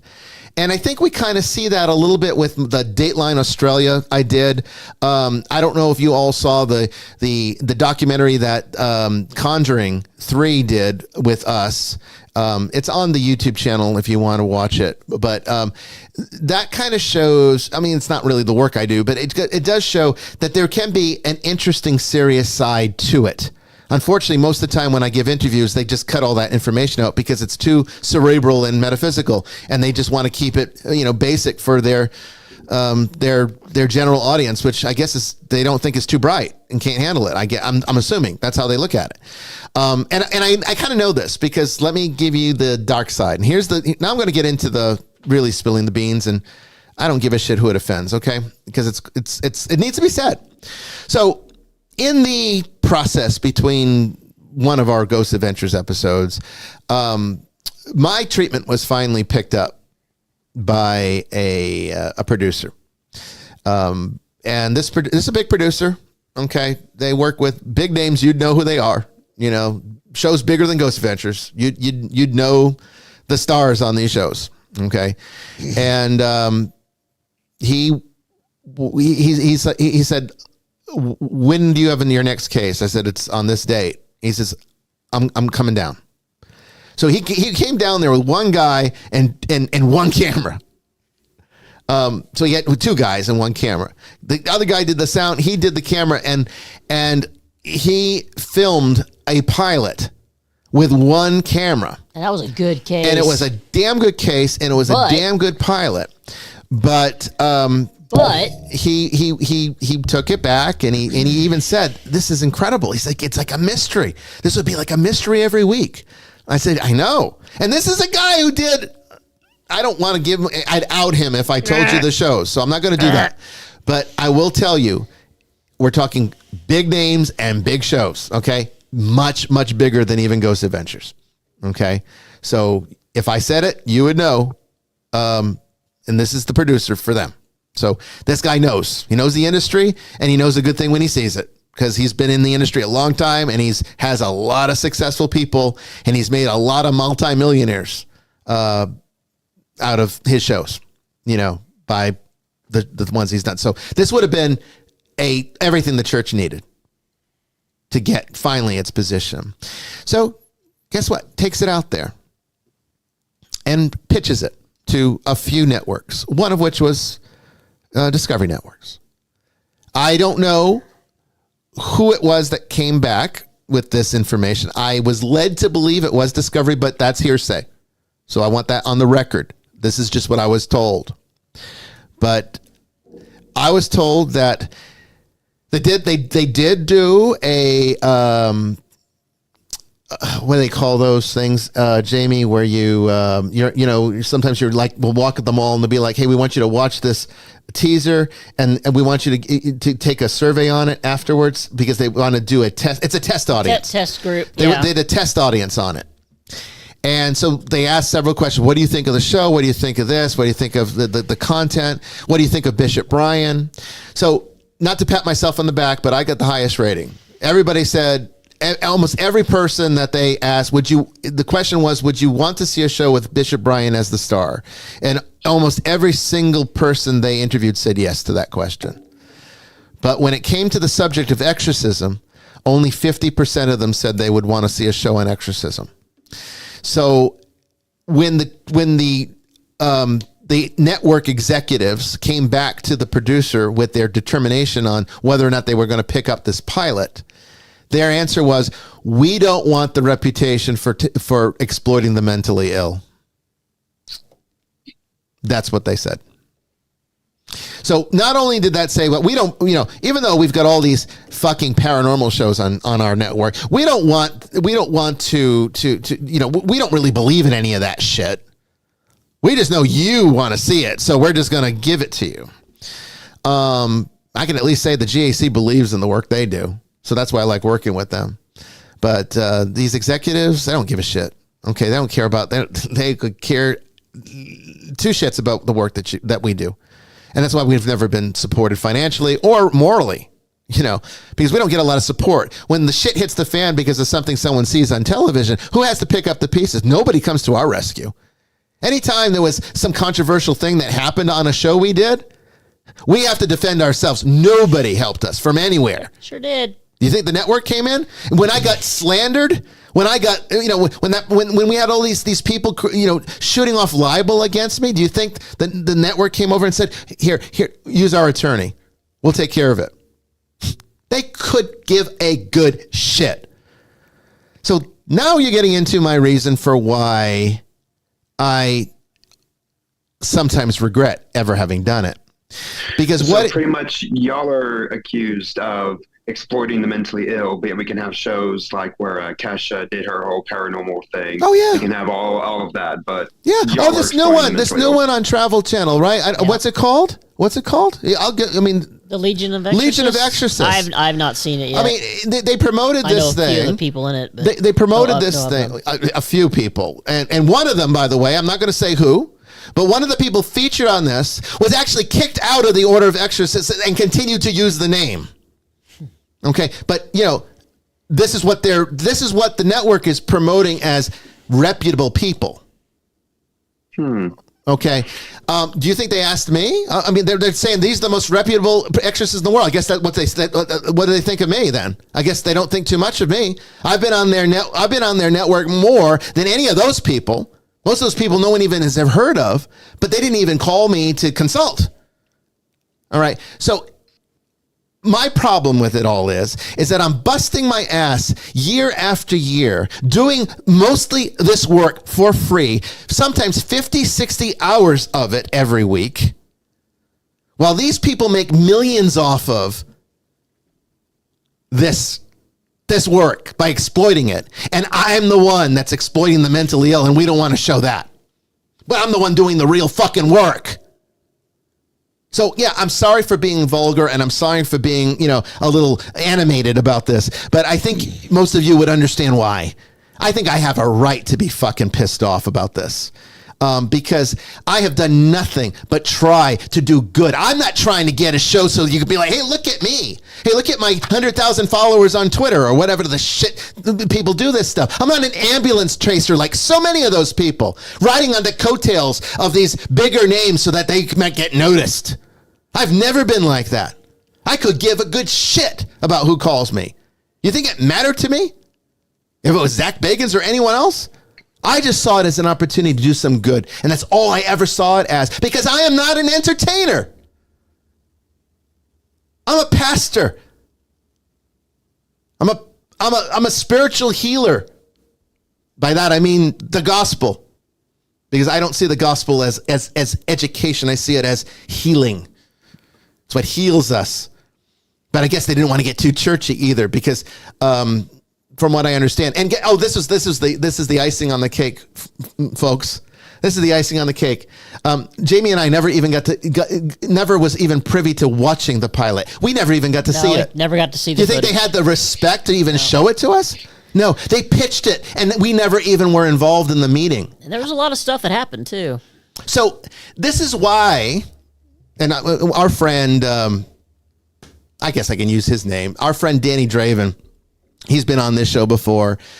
He does a lot of horror films. He's actually out here, and I need to get in touch with him. We were going to have dinner, and I got distracted with my travels. But Danny once said to us, "Why don't you just produce it yourself? You know, that way you have full control, full creative control, and then as a producer, you then have the right to pitch it, you know, to the execs." But you know, and I thought about it, and it's like I came back to it, and I'm like, but how do I respect people who clearly so absolutely do not respect what I do? How do I do that? How do I enter into a business relationship with people who do not respect what I do? I don't know if I can do that. Well, you charge them as much as you can possibly charge them. That's how you do it. Well, yeah, that's what it is. You replace it with financial support. That's what money's about, right? Well, apparently, I mean, maybe I should have written some liturgical music, and then I could just get royalties indefinitely. I mean, because I can write music too. So I know I resolve this issue where we're going to contact the actual writer and see if they will grant us special permission. But if they don't, we're just canceling the license. And we're going to go back to Gregorian chant for the Gloria and just, but the problem is every single video with that Gloria on there has to be deleted from the internet, because the rights don't protect you while you had it. They protect you while you still use it. And if it's in your archive, if it's on your account, they still consider you as using it, even though nobody has any interest in watching a mass from 3 years ago. It is bullshit. It is bullshit. It is bullshit. And I'm just like at the point that's like, come after me. Okay, I'll stop using it. But I did have a legitimate license during that time. I'm not performing this shit. And I'm sick of these fucking attorneys writing laws, out of their ass. People that have no freaking moral foundation whatsoever, clearly, because they all could become politicians. If you're wondering why you got the former president being indicted and twice, and then you got the current president taking $5 million bribes, because they're all fucking, it's all lawyers. They're all corrupt people. Well, and the punchline is that probably the composer doesn't get much at all. Probably not. It's probably all the licensing company, which is why they're like, you have to do this, and I didn't want this to turn into a rant tonight. I really didn't. But it's very hard for me to get into this subject matter and not. So I do apologize. I am really not that vulgar of a person, but I am a very passionate person. And when I'm passionate, I believe in vulgarity, because I do believe that the only way that we can ever in this society today, as our society now stands, communicate effectively the internal reality is to use the language of the people. And the vulgar is the way that's always been done. And I think that it's a necessary part of communication. So if you don't like it, I'm sorry. If you tuned out because of it, I'm sorry for that too. But understand, I'm only giving you the truth. All right, that's what this is all about. That's what I set out to do. And I'm sick and tired of seeing these ambulance chasers and these schmucks on television sensationalizing the work that I do in reality for free, while these idiots make millions of dollars on their stupid paranormal shows and accuse me of exploitation. when I'm the one healing people? And we've got a long list of people that can prove it. What do they've got to show for themselves? Nothing but a contract and a check. That's it. All right? So, yeah, it's the entertainment industry. There is no paranormal genre, industry. There's just the paranormal genre of the entertainment industry. And it's made up a bunch of schmucks. And, every now and then I meet a decent person and I will work with a decent person. The GAC have been decent with me, and that's why I work with them. I am very disillusioned with Travel Channel and Discovery Networks. Very disillusioned with them. Particularly now, more so. Because back then, it had a different, there was a different, I don't know if was she the president? I don't remember. I don't remember. She was very high, but she moved on to, I think, out. HDTV or something like that. And she actually was supportive of me. We followed each other on Twitter. If she had still been in charge at the time, I probably could have gone to her and we could have made some progress, because she did seem to at least respect what she believed in what I did. I don't know. We never had a conversation about it. But I was told that she had a lot of respect for me. I was told by some top people that she did. But the Travel Channel of today, clearly I have none. No, there's no respect for what I do there. So, I mean, that's why. So if you're wondering why you never see me on shows, some of it's because I refuse to do this. I refuse to lower myself to the level of them. Others reasons is because I guess I'm not. I've been blacklisted for being an honest person and a wild card. You can't control me. You're never going to control me. Okay? I don't give a shit. All right? This is the reality. This is the truth. And all I have ever tried to do is help people. And that's what I have done. I could help so many more if this church had the resources it needs to hire a staff and be able to get some teams out there to do what needs to be done for all these cases coming in. But right as it stands now, I get 7 to 10 cases coming in every week, and we take one a month, and sometimes we end up with a malingerer. Last time, we thought we had a serious case. Jamie spent over an hour on the phone with the client, and then they ended it by saying, "Can my boyfriend meet Zach?" Are you fucking kidding me? Do you think that I'm Zach's keeper? Do you think that I'm going to like relay messages to him? Do you know how many people over the years sent messages to me? You need to get this message to Zach. You need to connect me to Zach. You need to give me Zach's phone number. You need to give him my phone number. Are you fucking kidding me? Do you honestly think that I would do? You think that would be a professional thing to do, even if I was willing to do it? Even if I was in a position where I felt, I even had a situation once where, people are just filling out the intake form just because they want to meet Zach. Yeah. No, you're not going to meet Zach. As soon as you mention his name, I can tell you right now, your case is through the fucking window. I'm not taking it. I don't have time to waste on you. This church's resources are too limited for that. That's the other reason why I sometimes regret having done television, because this is what it's become. It's become a spectacle, just like I didn't want. And it's not that people are believing anymore in what I do. No, they just want more spectacle. I've even been accused over the years of being an actor. Like, I must be a pretty damn good actor if you think I'm an actor. Anyway, we'll be back after this. Don't go away.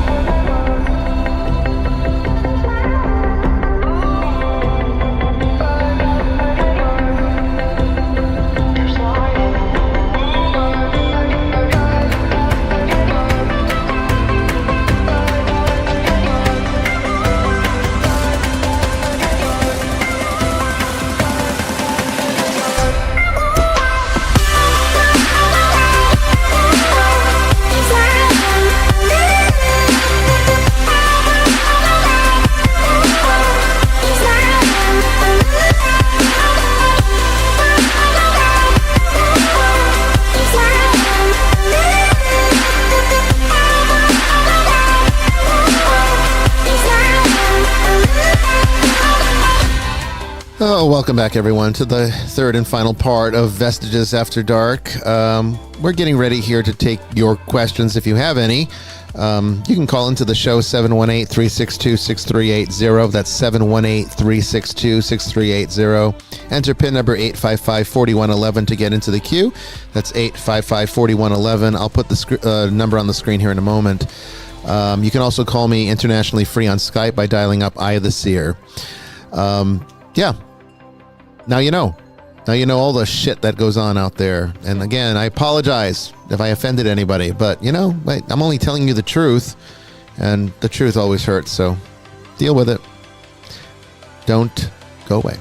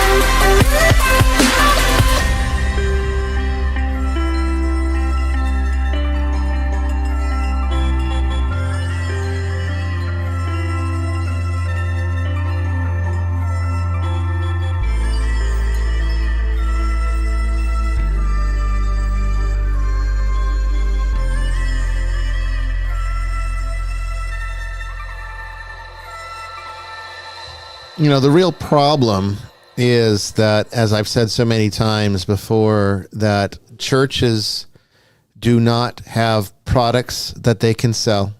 They do not have services that they can monetize. They are 100% dependent upon your charity. And when you fail to support them, then this is what happens. Okay, so they can get, the people involved in the church can kind of go out and do things to help monetize it themselves, but that's not how it's supposed to work. The people, would you go to your job? Would you take a job where your boss says, okay, we're not going to pay you anything. You're going to work 50, 60 hours a week. We're not going to pay you anything. If you want to make money, you're going to have to go and bring money in and help keep me in business. That's exactly what's expected of me. But the reason that we don't do well, this church, financially, is because it will only ever do things the right way, the way of truth. And to monetize the paranormal, well, look at what you got to do. You got to do some dipshit show where where you have to sensationalize it. Otherwise, the network doesn't want to talk to you. Or you got to fake things so that you're not exploiting the mentally ill. Or you got to you do ghost hunting. You don't even have to be on television to make money. You go do these ghost hunting tours and charge all these thousands of dollars to do a seminar in a haunted location. Or you can get into the ghost tourism and buy a place like the Conjuring House and charge thousands of dollars to stay there for the night.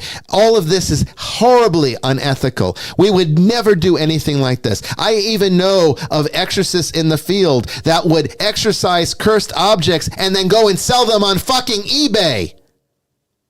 I'm not going to name the names, but I know it happened. That's unethical. So yeah, I could do all sorts of shit with my public position and being in the paranormal. I could make lots of money for this church if I did everything unethically, sure. But because I do everything the right way, that's why we suffer. So, we're dependent upon all of you to do the right thing and support the ministry if you believe in what we do. Apparently, a lot of you don't believe in what we do because we don't get a whole lot of support. And that's what's led to all these issues and why I still have so many cases and no way to ever get to them all because I cannot pay for a staff. I mean, do you really expect me to pay out of my own pocket a whole staff of demonologists? That wouldn't be fair to anybody. So you shouldn't expect that of me. I think I've given more than enough to this church. And believe me, I've been wanting to retire again 1,000,000 times over by now. I keep it going out of principle. But it is what it is. Anyway, I got the phone number up on the screen if you want to talk to me. I promise I won't yell at you. And you can also ask questions. They may want you to yell at them. They might. I don't know. If you ask me... Hey, maybe you could sell that. Maybe you could sell that. People will pay good money to be yelled at. Yeah, maybe that's it. Yeah. Blessed out by a bishop. I could do it. Yeah. Real cuss them out and everything. We can make it really hardcore. You can also ask questions in the chat room. I don't know if have there been any, Jamie? There was one. It's not really a question. It was way up thread by Art. He asked me specifically, and I answered him briefly. Jamie, how about horror in Biggs? I believe the GAC had left already except for Jay to film The Exorcism. The bishop looked extremely tired on that episode. And I told him, I said that was a exhausting episode. Part of that was your most distinctive the last one episode, I think. And that was the last one we did. That was the last one we did, and it was probably the most serious for me. Zach was not there for that one. I think calling us in was was sort of like a last minute decision. Yeah. So he sent Jay out there with an aide to shoot our appearance on that episode, which you see the minor exorcism that we perform. Now, one of the things about being tired, we're usually getting called last minute. Sometimes getting called at night and having to leave the next morning. The flights are usually very early in the morning. I'm not a morning person. Typically I'm up till about 2 or 3 in the morning, and I wake up at about 9 or 10 in the morning. So that's my usual circadian rhythm, and it's been that way for years. It was even like that when I was in high school. So you can imagine how difficult high school was getting through it. College was great because I could make my schedule work around that. Took a lot of night classes. But the fact is, I'm usually very, very tired because we're usually flying out last minute. A lot of times we're just getting thrown wherever there's a seat. So you're usually got a middle seat where you're between two people, so you can't really get comfortable. They always fly us coach, so they're not comfortable seats to begin with. And then there's usually sometimes 2 or 3 connecting flights. And so and then after you get to a destination, a lot of times it's more than an hour away from the airport. So then we have to rent a car and then go all the way out there. I mean, of course, the production pays for everything, including our food, but, it's still having to expend the time. And so by the time we finally get into our hotel situated, we usually only have a few hours before we're out shooting. And then we shoot however long it takes, sometimes till 2 in the morning. And then there's always chit chat that happens after production. And then you get back to the hotel. You're usually starving by this point because there's never time to eat. So we're usually eating our greasy tacos at 3 in the morning. Greasy tacos at the closed little breakfast area in the hotel with the staff staring at us kind of weird. Yeah, like what's with these people? We got these little bottles of 2, alcohol. 3 in the morning, we got little bottles of alcohol and greasy ass tacos. There was one where it was like literally dripping down. You didn't even care. I didn't care. I was like, this is awesome. I think that was Biggs. That was Biggs. But so by the time we're done, finally nourishing ourselves, we get to sleep, and then it's like, you got a morning flight. Now, if they can, they try to schedule it for a later afternoon flight so you can sleep in, and then they give us like a late checkout. But that's why if I ever seem very tired or not my usual self on television, it's usually because I have gone probably more than 24 hours without sleep. And I used to be able to do that really well when I was a teenager. I can't do that very well anymore. I find that after about 45 years old, I find that if I don't get a full night's sleep, I can't function well. So if I seem a little out of it, if I seem like I'm sometimes stumbling over my words or just not my usual self, it's usually because I'm always filming this after hours and hours of travel and almost no sleep at all. So, is that the whole question? Was it? Yeah. I think he was just asking in general. Yeah. Because that was beyond the travel wear and tear on us. The episode was pretty emotional. And we had to get physical with Tori. We did. And Jay, let me just tell you, Jay is such a wonderful, wonderful person to work with. I love working with Jay because he is such a mellow, laid back guy. He is very chill. He's very chill. Nothing upset. He's a very tall man and nothing upsets him. So you kind of like working with him, like even if you're in these very stressful situations, which we usually are, working with Jay just gives off this aura like everything's going to be okay. So I love working with him, and it's always great. When it was great for Biggs because he was the one that was there, and I think he was there for the Fontana one too. What, right? Wasn't he the one that was behind? Yes, for Fontana. Yeah, him and because we filmed Fontana without the rest of the guys too. Those were 2 episodes we did kind of on our own.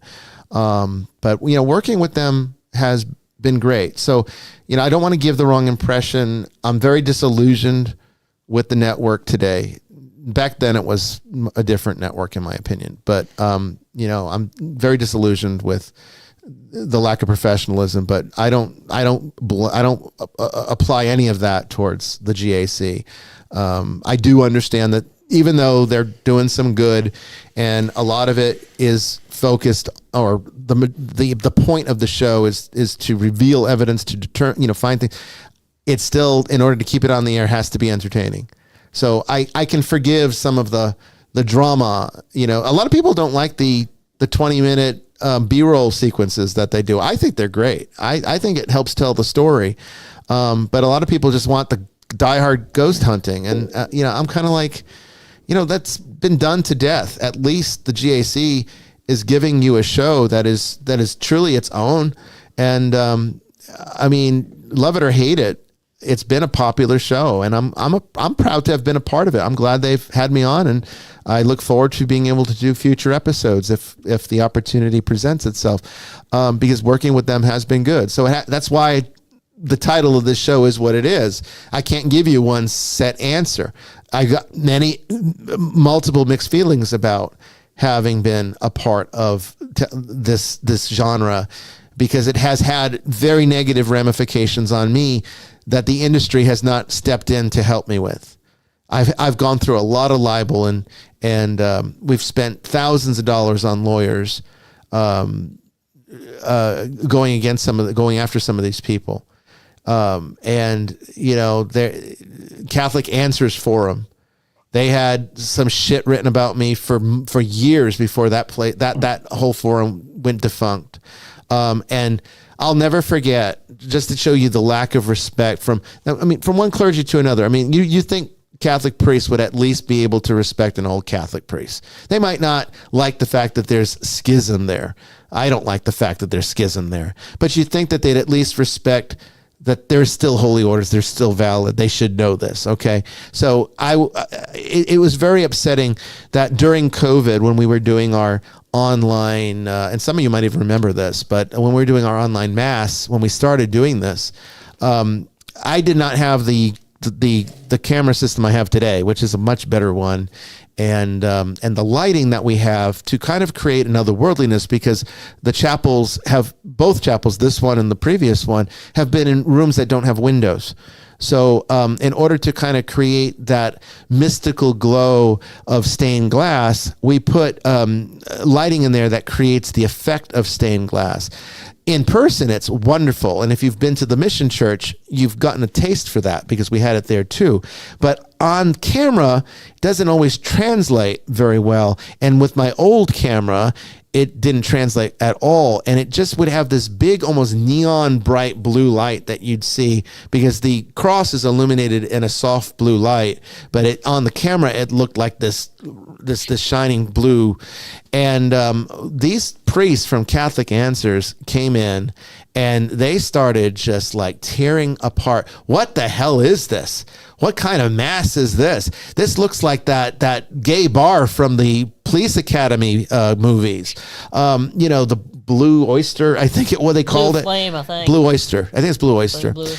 Yeah. And it's like, and then when I contacted Catholic Answers to say, look, this post violates your own terms of service. Like, here's where it says you cannot harass other people on the basis of religion.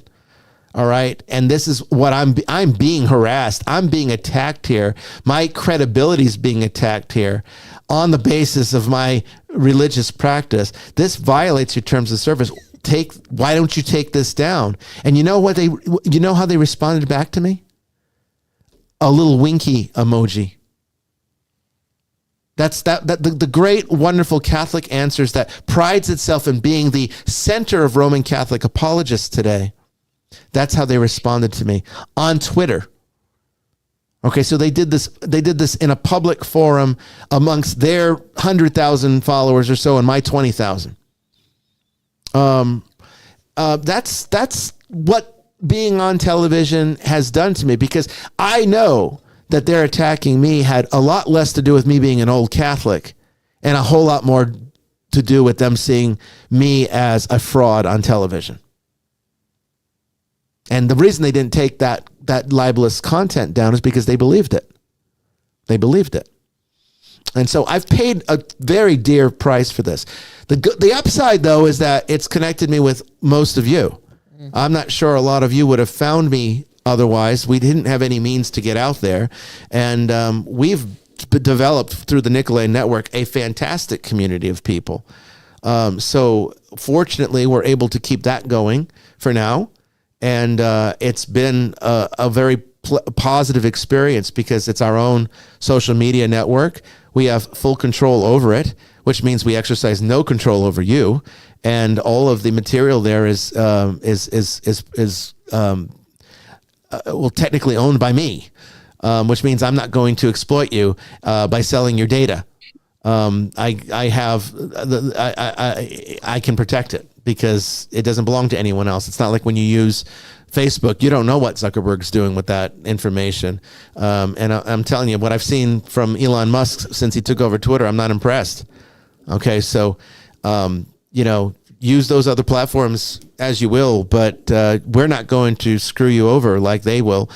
So we have some good people over at the Nicolay Network, and I do attribute being on television to that, being in Rolling Stone magazine to that, because it did at least put it out there, and a lot of people are gracious, even if most of them are not.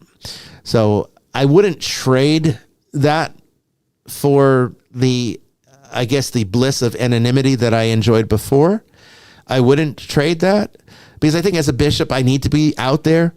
And I don't think there's anything ever wrong with publicity as far as when you're a bishop, this is what's expected of you. You know, evangelism requires a public image. You don't have the luxury of hiding behind a mask.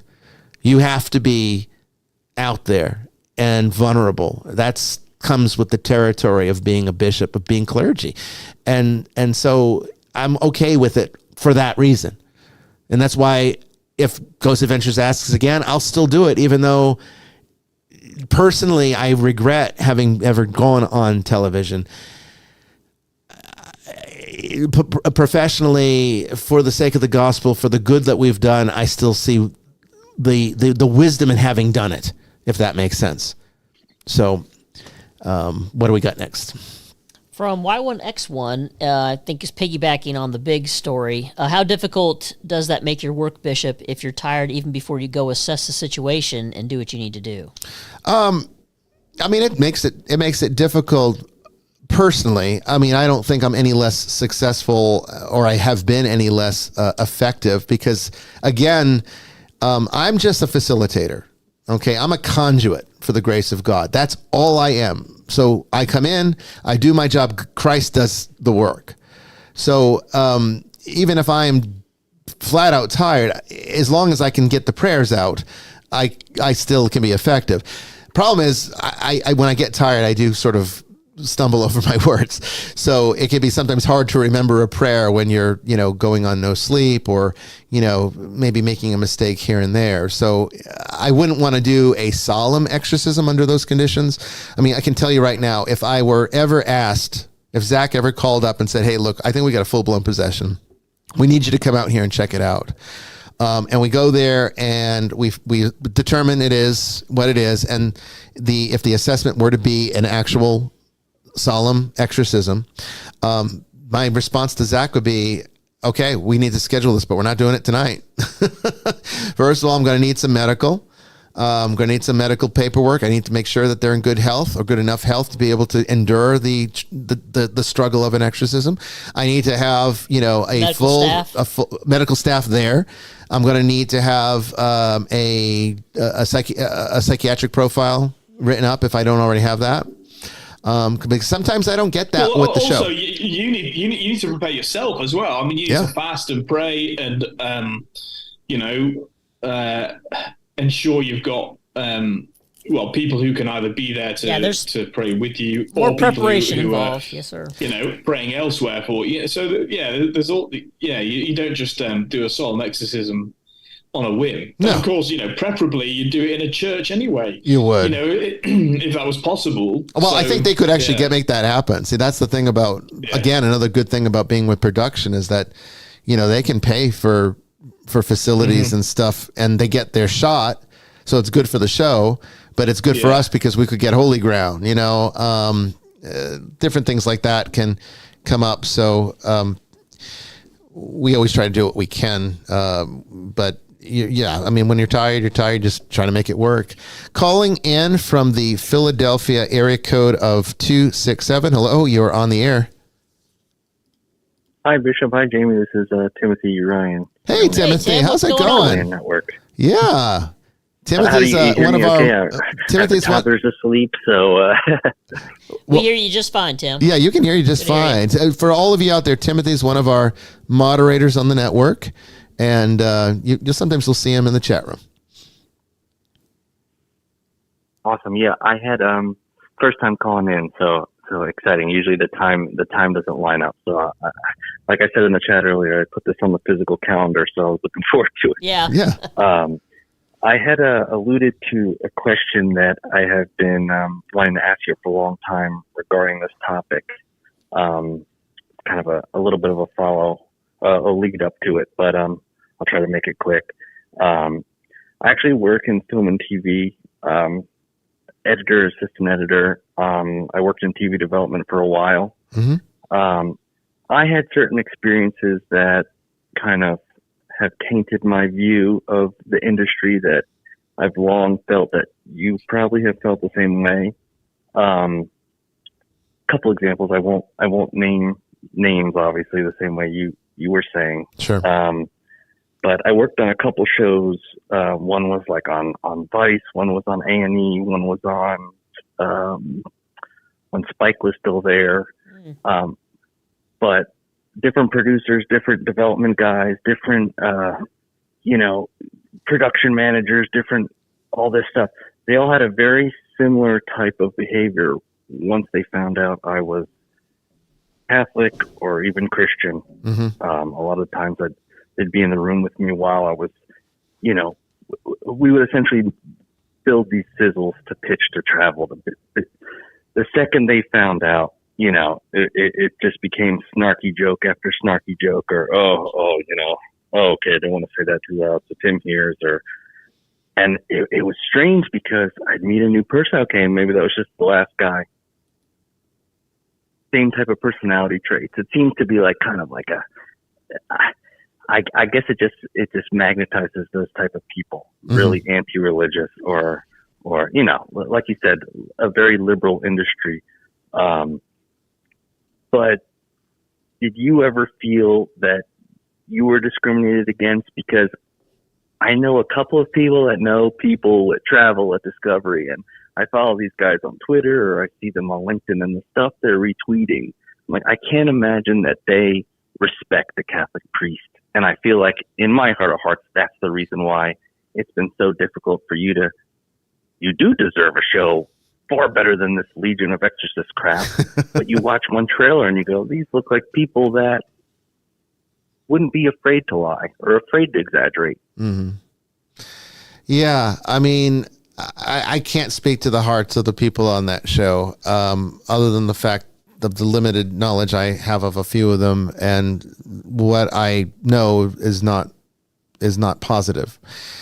But to your question, yes, I do feel there was definitely a edginess that I don't detect with. Well, I'm going to give you an example.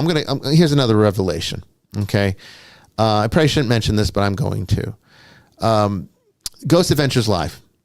Okay. We were called out there with a bunch of the other guest, I guess we could say guest stars, other people that have had reoccurring roles on the show. Patty Negri, the Paranormals, good friends of ours. Okay. And then, a few, but usually we have good relationship with almost everybody from Ghost Adventures. So we were called out with the rest of everyone else. Darren Evans was there. Josh Warren was there. All good friends of ours. And, we've met up with all of them outside of, the show. And, we respect, I personally respect all of them very much and have a great admiration for all of them. So when we were brought out there, I was kind of under the impression, although I don't think Zach never really clearly indicated how I would be utilized. It seemed to be more along the lines of, that if we're going into opening that Dybbuk box, that with all hell breaking loose live, they wanted me there, which I was more than willing to do. And I even told Zach, I said, look, if you're going to do it, I don't agree with you doing it, particularly not for these reasons, but if you're going to do it, at least have me there. That's all I ask. Well, we get there and all of a sudden there's this rabbi there. And this guy was absolutely clueless. He had no idea what he was doing there. I don't even think he knew he was doing a show initially. And he definitely didn't believe in Dybbuk boxes. He didn't believe in ghosts. And I think that was pretty evident that when he was brought on camera, he called me a witch. He actually was on his phone. We're all sitting in the courtyard behind. I'm like, bro, what? We're all sitting in the courtyard behind the museum. We're with him, and he gets on his phone and very loudly is talking to, I guess, his wife or something. And he's saying, yeah, I don't know what they're having me here. I'm here right now sitting around a bunch of these witches. There's this priest over here. I don't know what's going on. This was, and next thing I know, he's getting called in. All right. And what the hell am I even there for, other than that little introduction thing he had me do at the beginning of the show when I was announced, and they had us trying to run because it was live TV. Jamie can't run because of her leg. They're just saying, you got to run anyway. It was very disrespectful. This is not Zach, by the way. This was the production, the live part, okay, for the network. But the day before, we were asked to go over to meet up at the museum to get ready for some of the B-roll stuff. And they had, Patty Negri come out, and they were having everybody do a lineup where they would be introduced. And you see this in Ghost Adventures Live at the beginning of the show, where it's featuring all the people that are going to be there. And they have this little moment where they introduce them and they put their name under, and then they walk down and they walk down. And then it gets to me, and nobody's calling on me or Jamie. And so Patty Negri goes over and she goes, I think you forgot the bishop. And they said, oh, we don't want him in this scene. And so it's like, okay, so I've spent, by this point, I had spent, or both of us, Jamie and I, had spent about, I'd say probably about 6 hours, 7 hours maybe. It's about that, yeah. Doing nothing except watching everyone else get filmed. And so I got back to the hotel that night, and the next morning I contacted because when you do a show, you always have a point of contact with production. There's always somebody that sort of is your liaison to the rest of the thing. So I contacted the liaison that was assigned to me, and I said, look, I don't have time for this bullshit.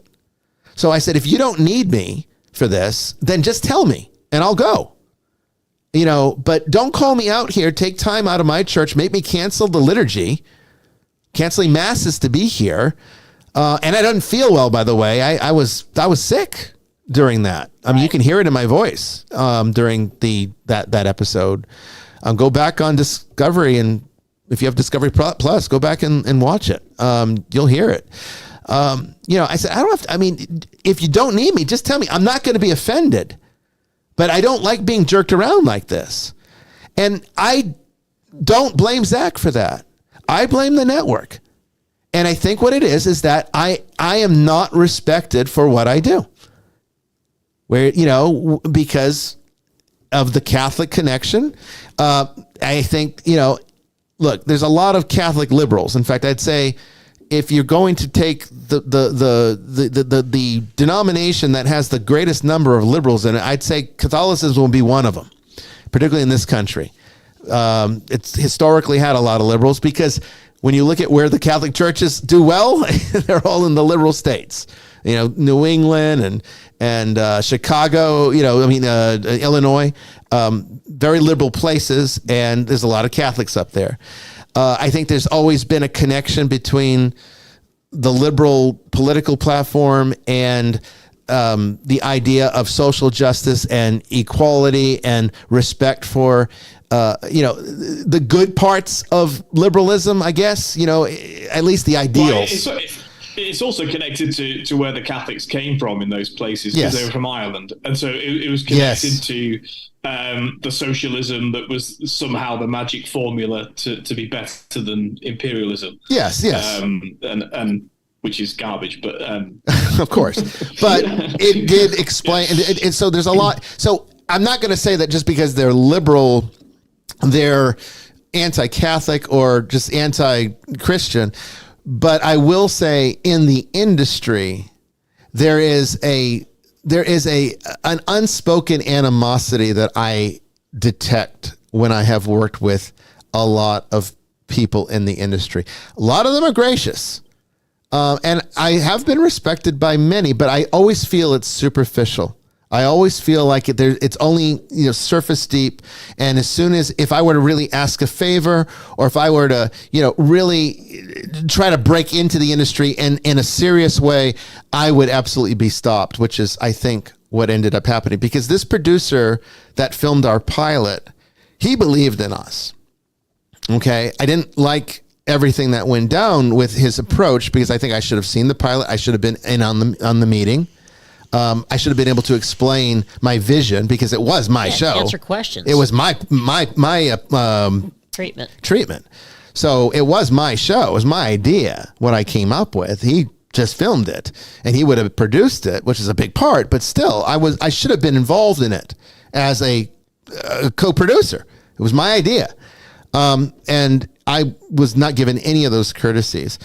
And anytime I would even when I've done shows and had good experiences, if I get a little bit too religious, I find that a lot of times I get stopped or it just gets cut. They just let me do it, but then they just cut it out of the episode. I was shocked, and I still to this day, my respect for Zach, this is where it comes from. You might think that, those of you who don't like Zach, you probably think I'm crazy. Okay, but I do have good reason for why I will still work with him and I respect him. And that's because in Exorcism in Erie, I gave that client the Eucharist I did the rite of Eucharist outside of Mass, and Zach filmed the whole thing, and he showed it. Mm-hmm. He didn't show the whole thing because it's long, and I understand why he wouldn't have done the whole thing, but he showed the client receiving the Eucharist. I thought that was so daring, but we've done it several times since, and he's never showed it again. So I wonder if they got onto him for it. I don't know. He's not going to tell me that, and there's no way I could ever ask and find out the truth.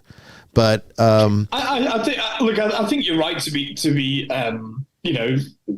to express what you have about that. I think there's also something that we can sometimes forget, which is that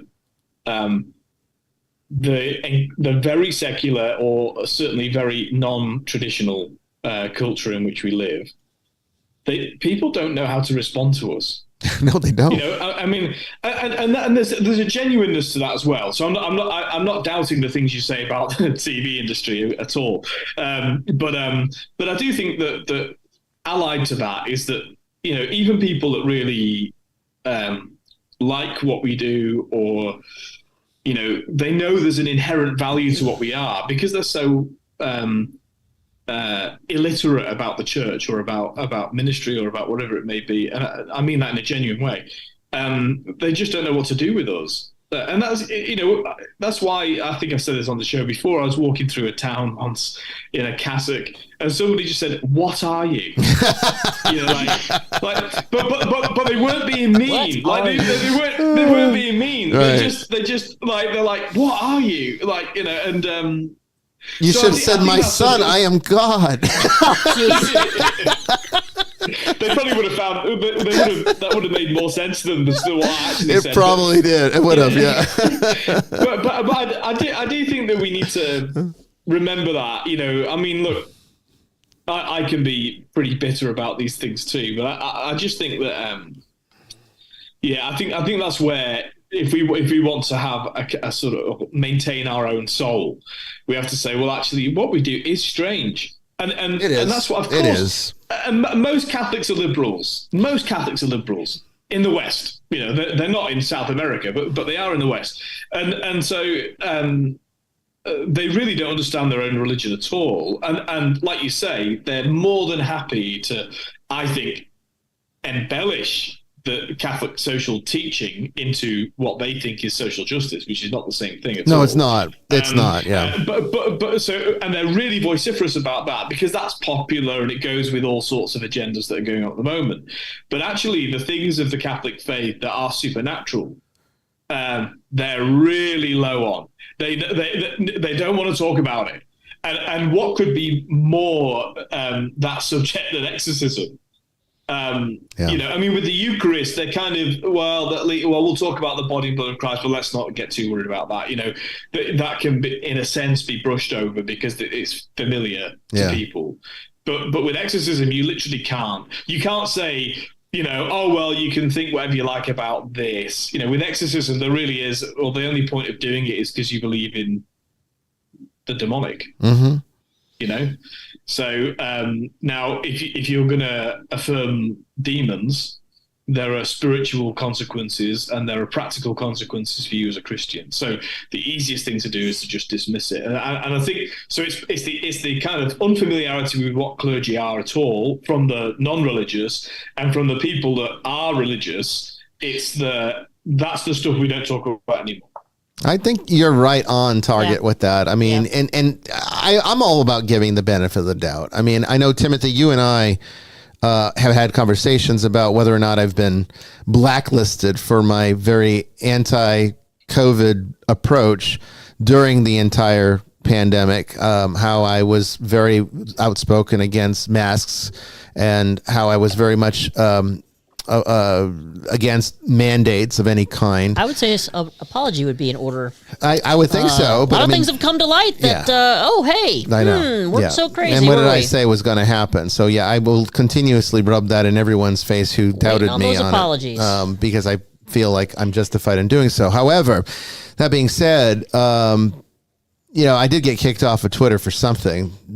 It would stand to reason it had something to do with that, because actually my last tweet was about the vaccines, not because I wanted to talk about them, but because I kept getting asked about them. And, most of my Twitter, as a lot of you may recall, if you were there back in those days, was basically people just inundating me with questions all the time. And so what I would do is currently the only person in this conference. What I would do is retweet. I guess we lost Timothy. We would retweet. I would retweet their questions and answer with the answer. And it was kind of tricky to do because you had very few characters to work with, and they would ask me sometimes questions that needed more than a few short characters. However, in the end, I was still kicked off, and my last tweet was answering someone about the vaccines, and I was saying, all I said. I can even probably bring it up. I can still see them. You guys can't anymore, but my account still works. It's just locked from anyone else, but I can still see. So somebody had asked me, this person called Dakota asked me, thank you so very much for your prayers and words. I get frustrated by people not vaccinating because every death breaks my heart a little further. Thank you. And this was on October 14th, 2021. And so I stepped up and said, don't be frustrated at people for exercising their right to making a personal medical decision. Be frustrated at the politicians and corporations for taking medical care out of the hands of our primary physicians. If people don't trust these vaccines, this is primarily why. All right. I was blocked the next day. But they said when I put in the appeal, you get a response back, an automated bot response, but you get a response back that sort of gives you the details of the, if you call them details, they give you the information about your status of your account, and they said that your account has been permanently banned, cannot be reactivated because you incite violence. And, but all these people, with their vaccines and their masks and shit and all the horrible things that they said about the people that didn't agree with it, that wasn't inciting violence though, because you're on the side of the agenda that they wanted you to be on. So this is the dark side of liberals, and a lot of them are in Hollywood. In fact, I'd say the majority of the dark side of liberalism is in Hollywood.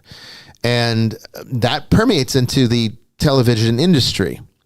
And so if you're not a complete neutral, and I can't be that, all right? I mean, people find, a bishop that says, fuck this, to be a novelty. I mean, I'm sorry, but I'm an authentic person first, Bishop is way down here somewhere. Okay. But authenticity, that comes all the way at the very top.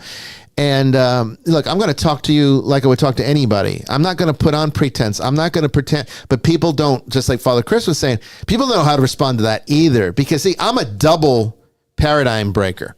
Not only am I, how do you deal with a clergyman in today's society? I've never been taught how to talk to a clergyman.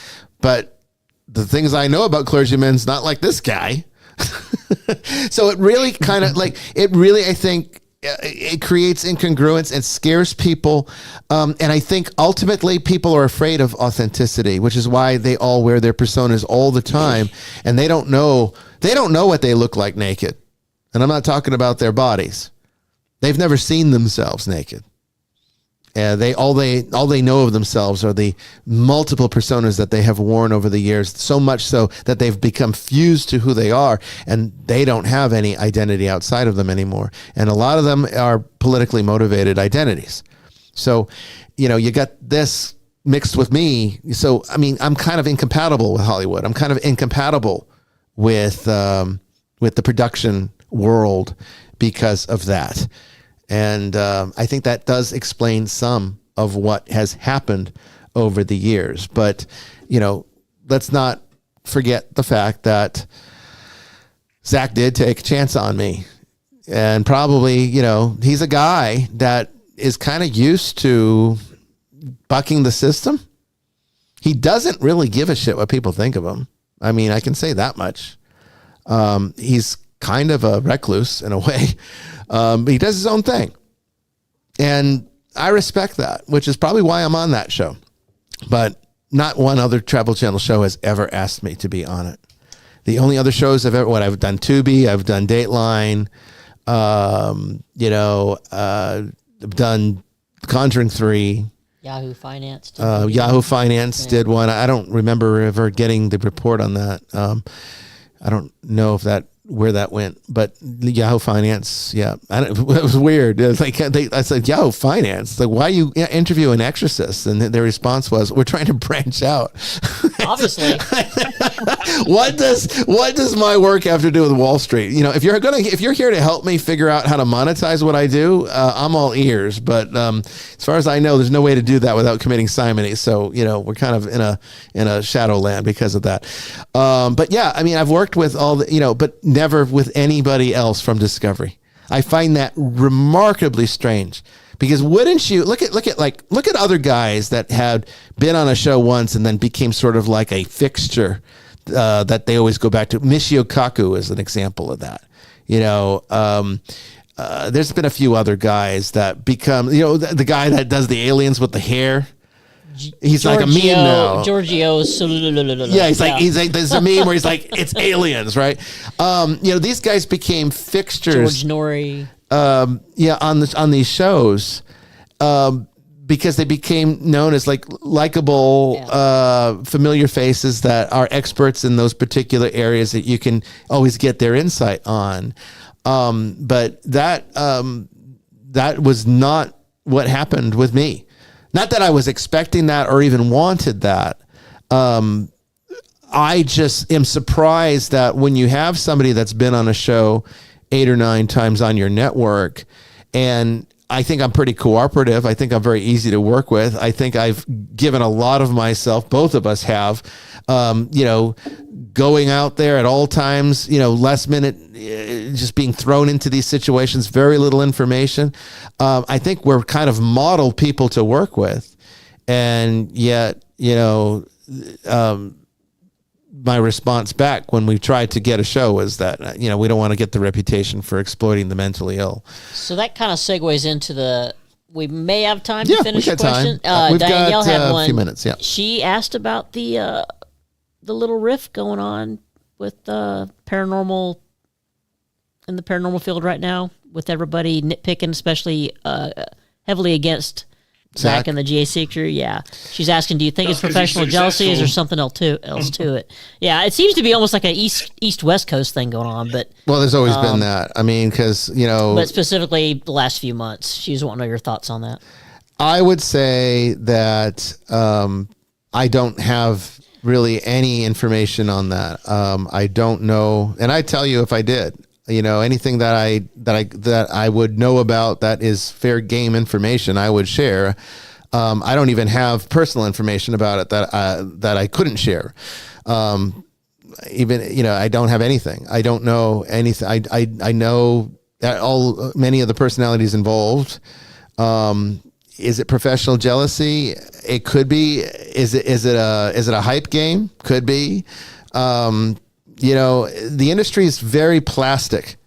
Okay, it's very plastic. One thing that I hate working with it, and this is the problem, because it is so artificial, and what I do is so authentic, but what I do is so often trivialized by the common person as being fraud, that being on TV has not helped that. And particularly being on Discovery hasn't helped that, because remember, this is the network that about 10 or 15 years ago put out a fucking documentary on mermaids and passed it off as if it was real.